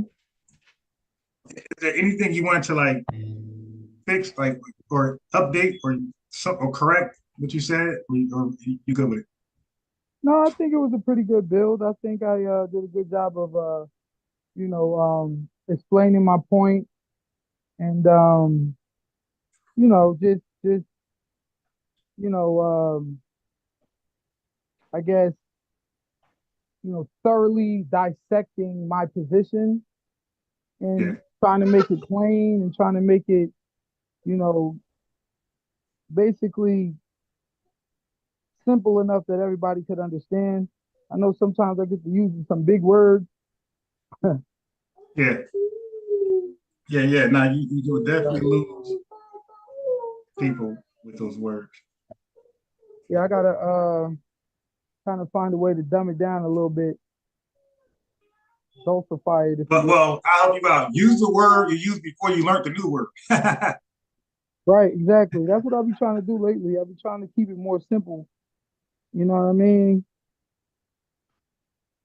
Yeah, because because that is some of like the detachment with like doctors and scientists have with like the public, right? They'll say things, even politicians, they'll say things on the camera sounding all smart and intelligent and educated, but it missed. It missed, right? People like, okay, it missed, it didn't hit. Like, yeah, you're educated, you sound smart, but your message it didn't hit. And as a result, they ain't gonna vote for you. They're gonna vote for the guy or girl who was, that they could communicate with better. Yeah, I agree there. Yeah. Minister Farrakhan taught, which was true, is never read past the undefined word. So if you're reading something Right. and you don't understand that particular word, just Google it real quick. Go to dictionary.com. That was in the final call. Yeah. It'll literally clarify, the message in a much more, concise, coherent way. You know what I mean? Like, you got to get to the point to where you say the truth is going to be the truth regardless of whether you believe it or not.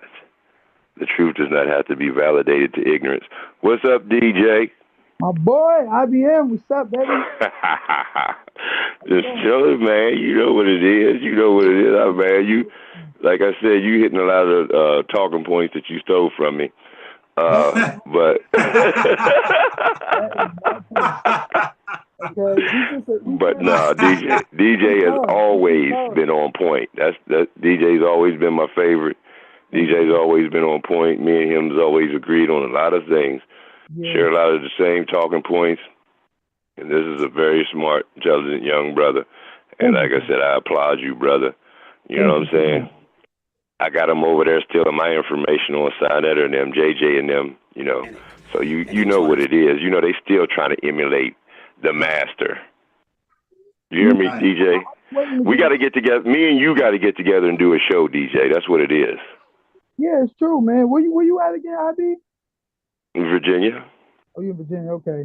Yeah, we gotta get together and do a show, brother. Because you know what I'm saying, it's long overdue. And we was putting, like I told Unbiased, we was putting out some serious information that none of these people even had an inkling of what we was talking about mostly. Yeah. And you know what I'm saying, we was at the forefront of some of these topics that needed to be talked about. As they over there talking about Kemet and ding-a-ling hieroglyphs and all kinds of crazy stuff. You know what I'm saying? I mean, I feel as though, on these particular platforms, everybody thinks they're the most intellectual person in the room, right? So whenever you say something that challenges people's beliefs or kind of shakes their point of view, they naturally defensive. Yeah, I see the bug. And as a result, it kind of messes up the deal because you have a lot of people cutting people off. You have a lot of people who not really listening to digest and listening to understand. Okay. Internalize, No, go. Just listening to rebut. Yeah, I know what you're saying. Exactly. I feel you. You know what I'm saying? But they get cognitive dissonance. It's and like I've been talking about for years. It goes so far over top of their head. See, they really don't even understand what I mean when I'm using, because every word has definitions, different definitions. There's more than one. But cognitive dissonance means that it goes so far over top of your belief system that you shut down and you start blaming the person who's giving you the information, even though it's the God's honest truth. Exactly. You see what I'm saying? No, because it goes so far over your belief system. 100% true. And sorry, y'all getting the side of my face, but I'm cutting hair, and I left my damn headphones at home, so I gotta hold the phone up to my ear so I can really, listen and understand. Well, good. We get to enlighten the barbershop. Right. yeah, true. But yeah, good to hear from that's y'all. what it is. I had to boycott this for a while because y'all was pissing me off.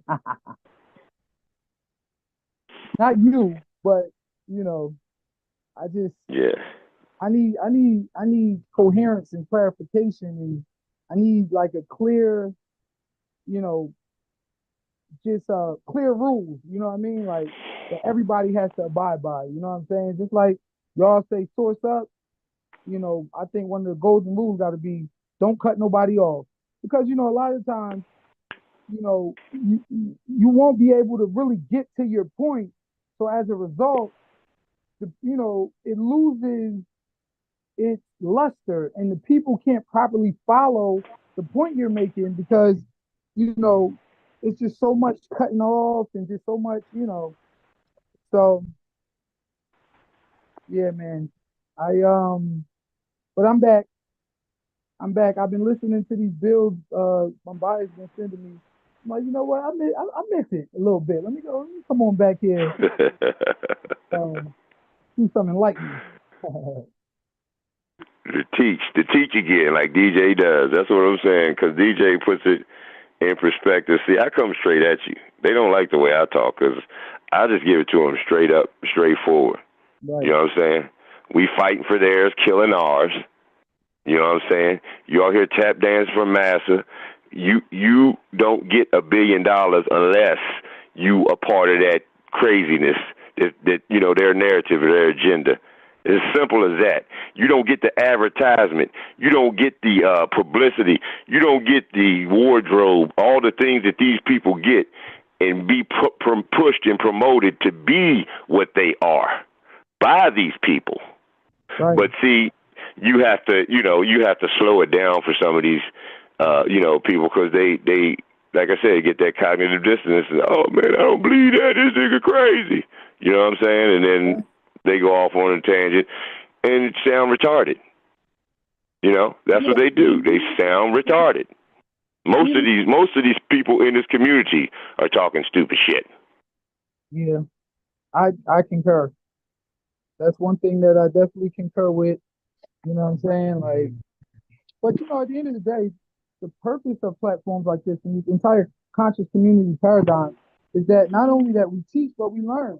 And if you're not willing to actually internalize the messages that's coming from your, debate partners or your intellectual counterparts, then what's the purpose of the build? You know what I'm saying? That's why when people talk, I always try to, the first thing I say, even though I'm probably going to rebut some things, I'll try to say the only 2 or 3 things I agree with. Like, all right, well, I agree with this, I agree with that, I agree with this. But because, I don't want to be contentious. I want to be objective all the time. Sometimes I want people to understand that, no, I do get your point. I do understand what you're saying.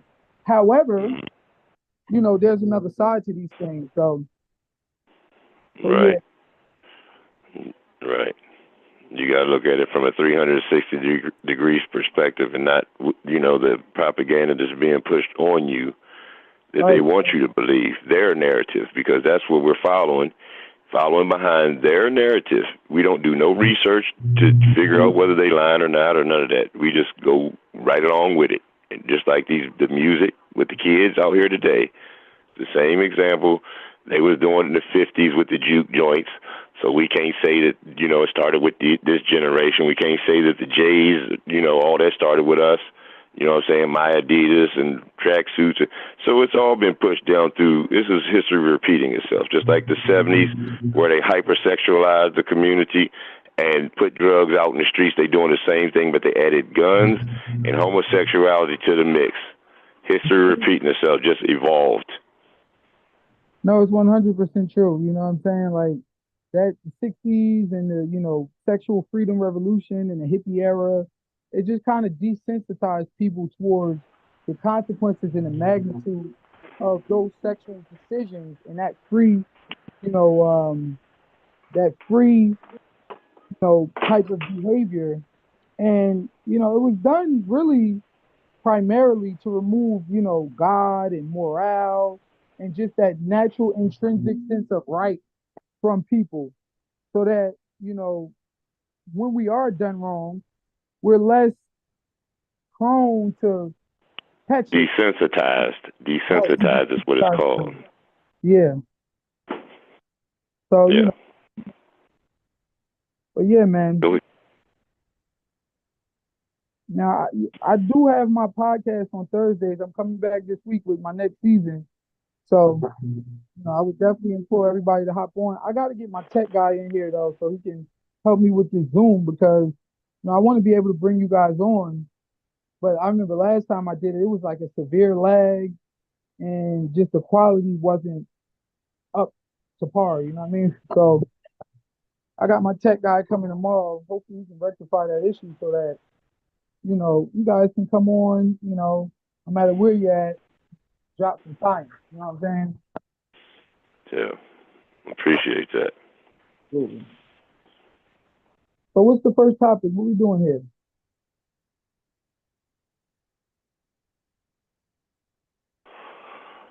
Bias wanted to do a debate on Margaret Sanger. He wants to go back to that again.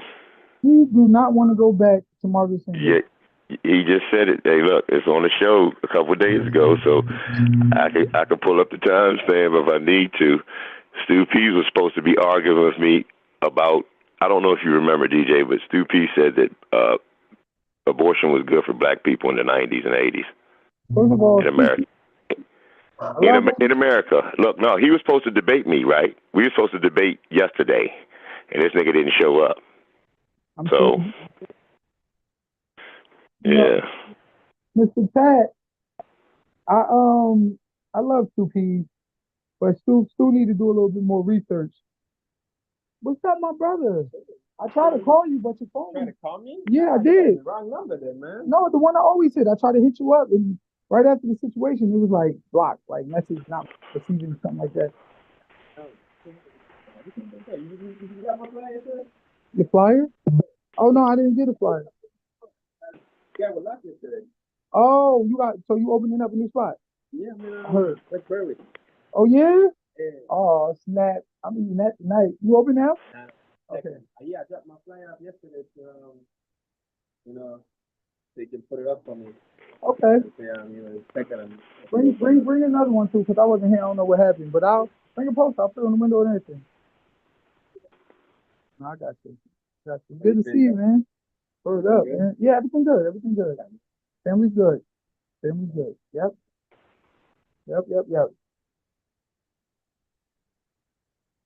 What is that? Oh, the poster. Yeah. You need that. Oh man, I can't wait till you open, man. I've been missing the pet exclusive. Trying to get stuff together, man. I finally got the spot. I've been painting it out, and everything's coming together. That's good. Open, I'm coming. Saturday, so I'm coming. I'll be there. Good to see you, Pat. Tell everybody I said what's up. All right, man. Yes, sir. All right, cool.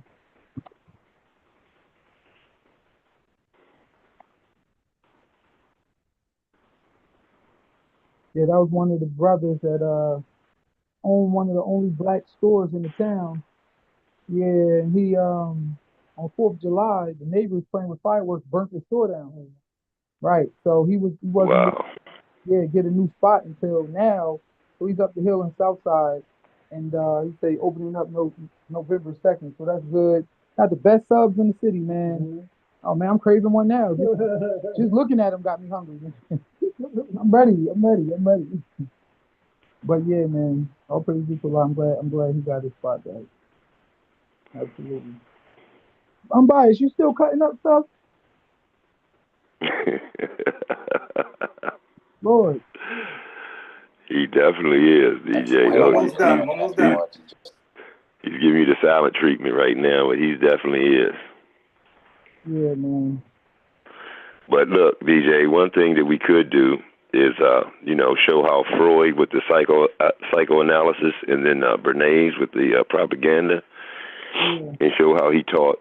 Because I've done presentations over on the Lions Den on this already, so it ain't nothing new. You know what I mean? I've been talking about this for years, but we could show them how this propaganda pushes us to be the consumers and the debt slaves that we are today, and we follow that narrative. But it's being pushed through propaganda, and a lot of people understand that. And advertisement and all that product placement, all that has been shown to these people by Edward Bernays, the nephew of Sigmund Freud, who created this propaganda movement, which we're under, the big lie, the big lie, like the movie and like. Go ahead. The big lie, how they tell a lie, like I said, you tell a lie over and over again, and people start believing it, and Hitler even said that, and they say that it's best used in propaganda tactics. You know what I'm saying? And this is exactly what it is. This is, they're pushing us in the direction that we want to go. We follow blindly like sleep sheep. Go ahead, brother. No, it's true. It's true. A lot of people point Bernays as the father of propaganda. I disagree with that simply because I believe propaganda is a tool that is kind of as old as time when you're dealing with manipulating the masses. You know what I'm saying? Like, a lot of what they did during the, with Constantine and Martin Luther, and they kind of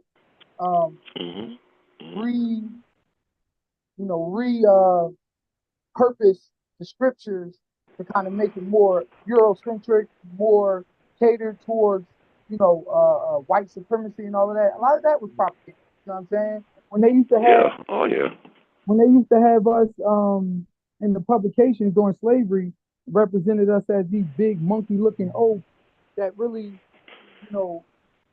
desensitized the people to the plight of the black man and woman. That was propaganda. You know what I'm saying? Like, well, anything that is a deliberate and gross, distortion of the truth, used especially as a propaganda tactic. That's that's the definition. Absolutely. You know what I'm saying? So you could tell a lie, keep telling it over and over again, and people start believing it. That has been practiced throughout history. But I'm talking about modern times where this was made,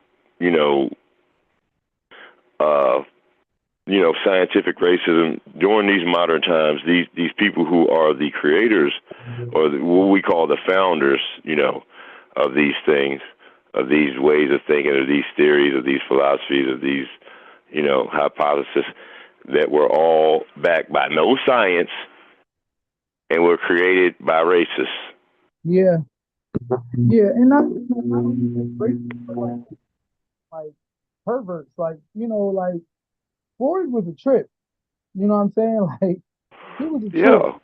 And he really the anal theory, DJ.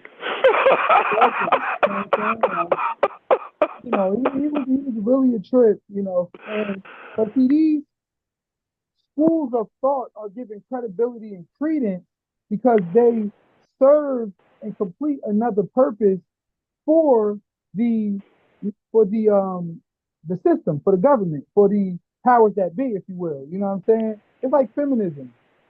You know, feminism fights breadth and credence and credibility because it places the man against the woman. It destroys the masculinity within men. Okay, you know, it advocates for abortion, which is black genocide and population control. Okay, and it pulls the women out of the house where they're best served and best suited to raise a proper family and raise their children correctly, because they basically not only have them competing with us, but they basically have them working all of these hours a day and basically aspiring to things that counteract the evolutionary development in which they were created. You know what I'm saying? Like, so you got women who are nurturers, who are emotionally connected to the youth, who can better handle multitasking, who can better handle the proper rearing and raising of the children. And these quote unquote this feminist rhetoric is basically toxic as hell and have women aspiring to the wrong thing. You know what I'm saying? Like, so it's all these I don't need a man songs. Exactly. All these, ain't nothing going on but the rent. I mean, you know what I'm saying? It's all pushed, like I said, through, and it's like you wonder when they're going to get enough, and it's a never-ending story for these people. This narrative is going to be pushed, it's going to be changed, it will evolve, and they will continue to use it. So it's no different than, the girls back in the 40s wearing, mini skirts and, or when Bernays had women go out and smoke cigarettes and said that it was the torch of freedom. Women wasn't smoking cigarettes before that, only the men. And then he got the women to smoking so to make the cigarette companies more money. All this shit is tied into the same thing. It's all a big corporation. It's all a big play. The central banks have made us debt slaves around the world. As we sit back and consume, have to have the new item every year, have to have the new phone every year, have to have the new car, all this stupid shit, all these bills that we pile upon ourselves, trying to keep up with what they say we supposed to be, what they tell us who we are, how to live, and where we come from. I don't have a cell phone still. I have one, but I haven't had it connected for years. I used it for cryptocurrency and all this. People think, oh, well, I gotta have the, $200, $300 phone bill, a $600 car bill, all this craziness. They got you thinking that you got to live like that, and that's what you got to have, and they got you, even making fun of the ones who don't have it. Well, you know what? I ain't gonna be shit because I don't got a phone. If that's a status symbol I got to have, I ain't gonna be shit. But I won't have that bill that you retarded ass niggas gonna have either. No, I will say that, most times like Muhammad always said, that we quick moving, fast thinking, straight down to the modern day and time. So, as an individual who, I'm not sure when you was born, but who watched basically the top tier modern invention of the day, like the microwave or, Bernays taught him that, man. Bernays taught him. He programmed that message into the algorithm. You see, just like they made that Darwin and all that scientific disciplines, so it could be taught in schools, so it could be taught in colleges, so it could be talked about as truth around the world. We know that there wasn't no science behind that shit, and they were lying. No, it's called scientific disciplines. No, I totally agree. But the thing about it is, when we say modern day and time, as someone who, may have watched, as I said, the greatest invention in American history be like the microwave, or I'm not sure when you was born, but like, 8-tracks came out. It's like, yo, they got 8-tracks. Record no more. It's like, for years, it was basically, a real rural form of new invention and kind of, a old school way of interacting, right? Before electricity, before all that stuff. So in the past 100 years or so, we've seen so many innovations in technology. And as somebody who is not gonna be here forever, I would implore you to take advantage of every new step of technology that they do have out here. The phone is not all bad. The problem is living in the phone, living in that digital world. I read a book recently called Digital Minimalism, and some very good points in there. And the point is not to not have a phone. The point is to minimalize your digital life. So, I every week I take what I call a digital day off, right? So, every Monday I don't answer my phone, I don't pick up my phone, I don't go on Facebook, I don't go on Instagram. I watch movies and chill and relax. And I refuse to engage in the digital world, right? And that digital day off is me exhibiting and implementing this form of digital minimalism. I think that is more the pertinent way to go about handling, having your phone or whatever the case may be, because there is benefit from having the phone. Now you got to do your due diligence and your research. Like my wife was telling me that if you go to some setting on your phone, they'll tell you basically exactly how far you need to keep your phone away from you so that you won't get cancer. Because you can get cancer by, like, say, having your phone just on your lap, or Yes, women got it from putting it in their bra and stuff like that. in their bra, right? They say that basically it should be like I forgot what it's like 2 centimeters or something. It's basically the size of an eraser on a pencil. That's how far your phone should be away from you at all times, right? So you wear headphones, you keep your phone off your lap, you keep your laptop off your lap. All of these different things does reduce cancer, because we've seen an uptick in cancer right along with the uptick in this new digital age. And there has not been enough time for us to properly dissect what is causing what, how it's causing, you know what I'm saying? Like, I remember growing up in the time, I was born in 85. I remember growing up in the time, nobody had cell phones. Then you looked around by 2000 or so, everybody had an OmniPoint or a Nextel or some type of, cell phone. So we're kind of growing up together with the digital age. So there's not enough research or enough time elapsed to do the proper research to see exactly what type of detrimental effects that these, technological advances are having on us, holistically. So, the reality of the matter is, like I said, don't be that person. My dad was like that. My dad was the last person to get a phone. He had a beeper. This nigga was running around. I mean, he'd be in the barbershop vouching, like, what? I don't need no cell phone. I get everything I need on my beeper. You know what I mean? But eventually he caved in and realized, damn, it's so much more that you can do. I mean, from research and development, you can create PowerPoints on your phone. You can create, they got Microsoft Word on your phone. You can literally pick up your phone and do basically what you can do on your computer, basically. You know what I'm saying? So, it's not about boycotting the advancements of technology. It's just about carefully understanding them, researching them, and making sure that they don't become a detriment to your health, to your well-being, and etc. So, that's what I would say about that. But the DEA, there was no warning label restriction about the electricity. Oh, what are you doing? We're gonna get the subject going.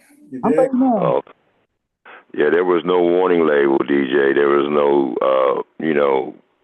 at first, you know what I'm saying? They probably went to court and then had to put warning labels on the phones about the, but, like I said, when it comes to that, everything is, it's not just the point of the phone, it's the way that they manipulate us.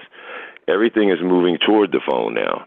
Your banking, shopping, all of that is moving. So they're making the, community have it. And when I heard that, I'm not walking around with a tracking device on me, and I do not like talking every 5 minutes. You know what I'm saying? To have the phone on your hip and everything. You know what I'm saying? I don't, what I'm saying? Leave me a message or, call me at home.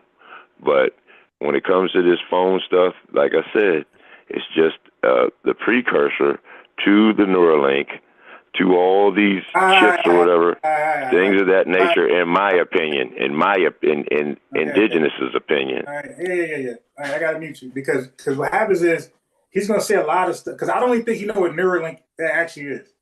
And that's going to start a whole, and he's going to deflect when I ask him. I've done presentations on it, man. Okay, you know what I'm saying? I don't need you. I don't need you to help.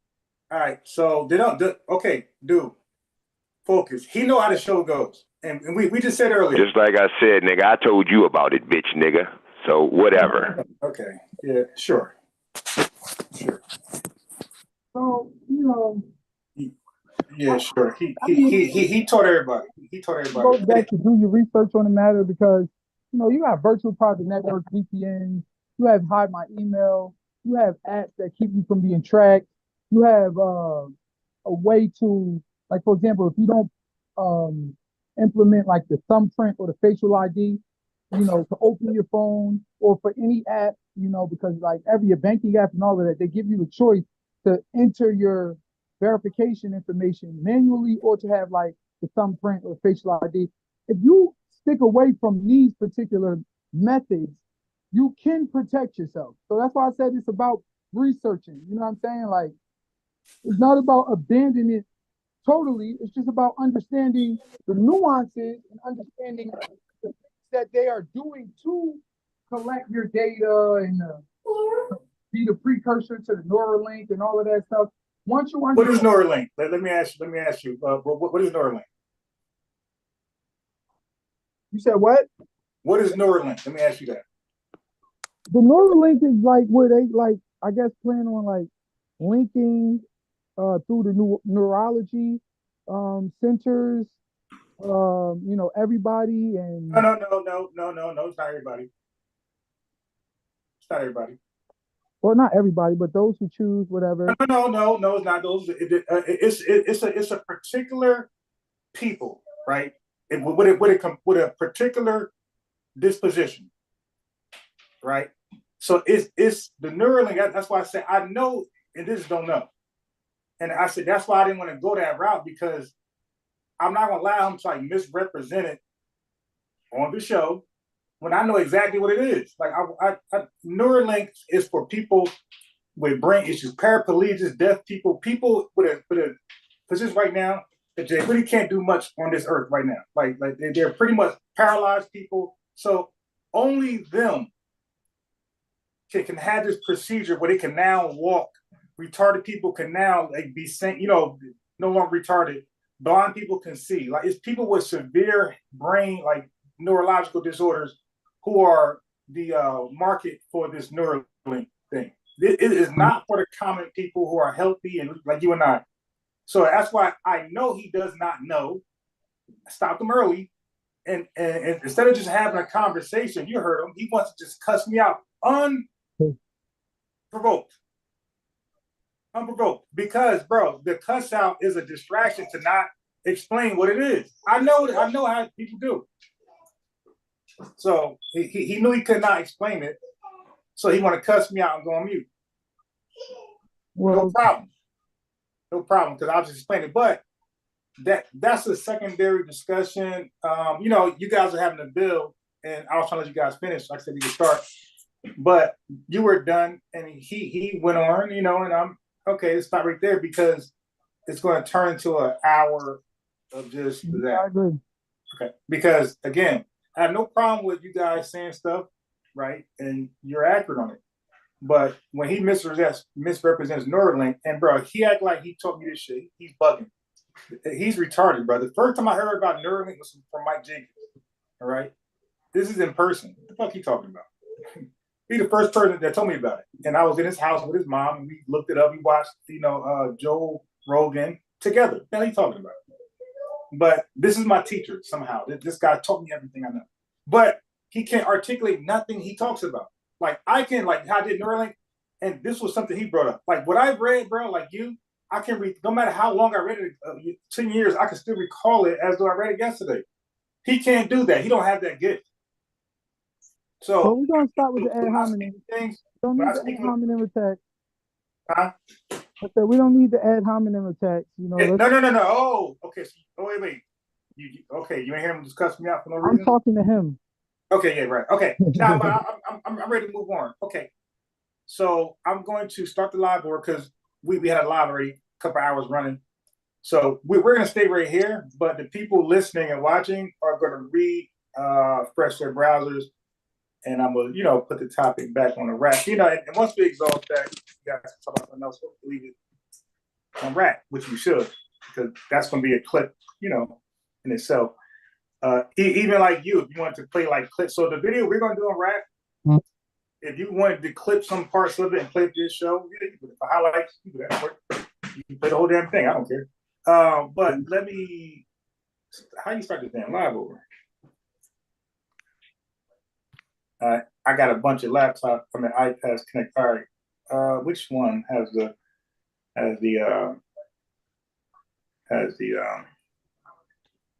yeah, but so now when he saved debate, one more thing. When he saves debating Stu Pease, he was right. Stu Pease didn't show up. So IBM won. Like they scheduled 5 o'clock Monday. IBM was on time, Stu didn't show up, so IBM won. But let me tell you this. While they was planning for the debate, you talk about ad hominems, all he did was talk about Stu Pease, cuss him out. All Stu Pease is trying to find out a date and time for the debate. He cussed him out for like 10, 15 minutes. You Jamaican, you kick rocks with your feet, like just cracked them the whole time, bro. I'm like, IBM, they'll just talk about the details. He just want to know about the debate, and you're ad hominems, man. Yeah. Like we like it, it's a portion where it's funny, but you gotta discern like when the time is right to like be funny and be serious. No, I totally agree. All right, so let me figure out how to end this thing live. Hold on a second. Daddy. Yes. A house. What house? Look, a house. Oh yeah, I see. All right. So can you still hear me? Yeah. Okay. So I think I'm where I want to be. Okay, I'm stopping the live stream now. I'm starting new.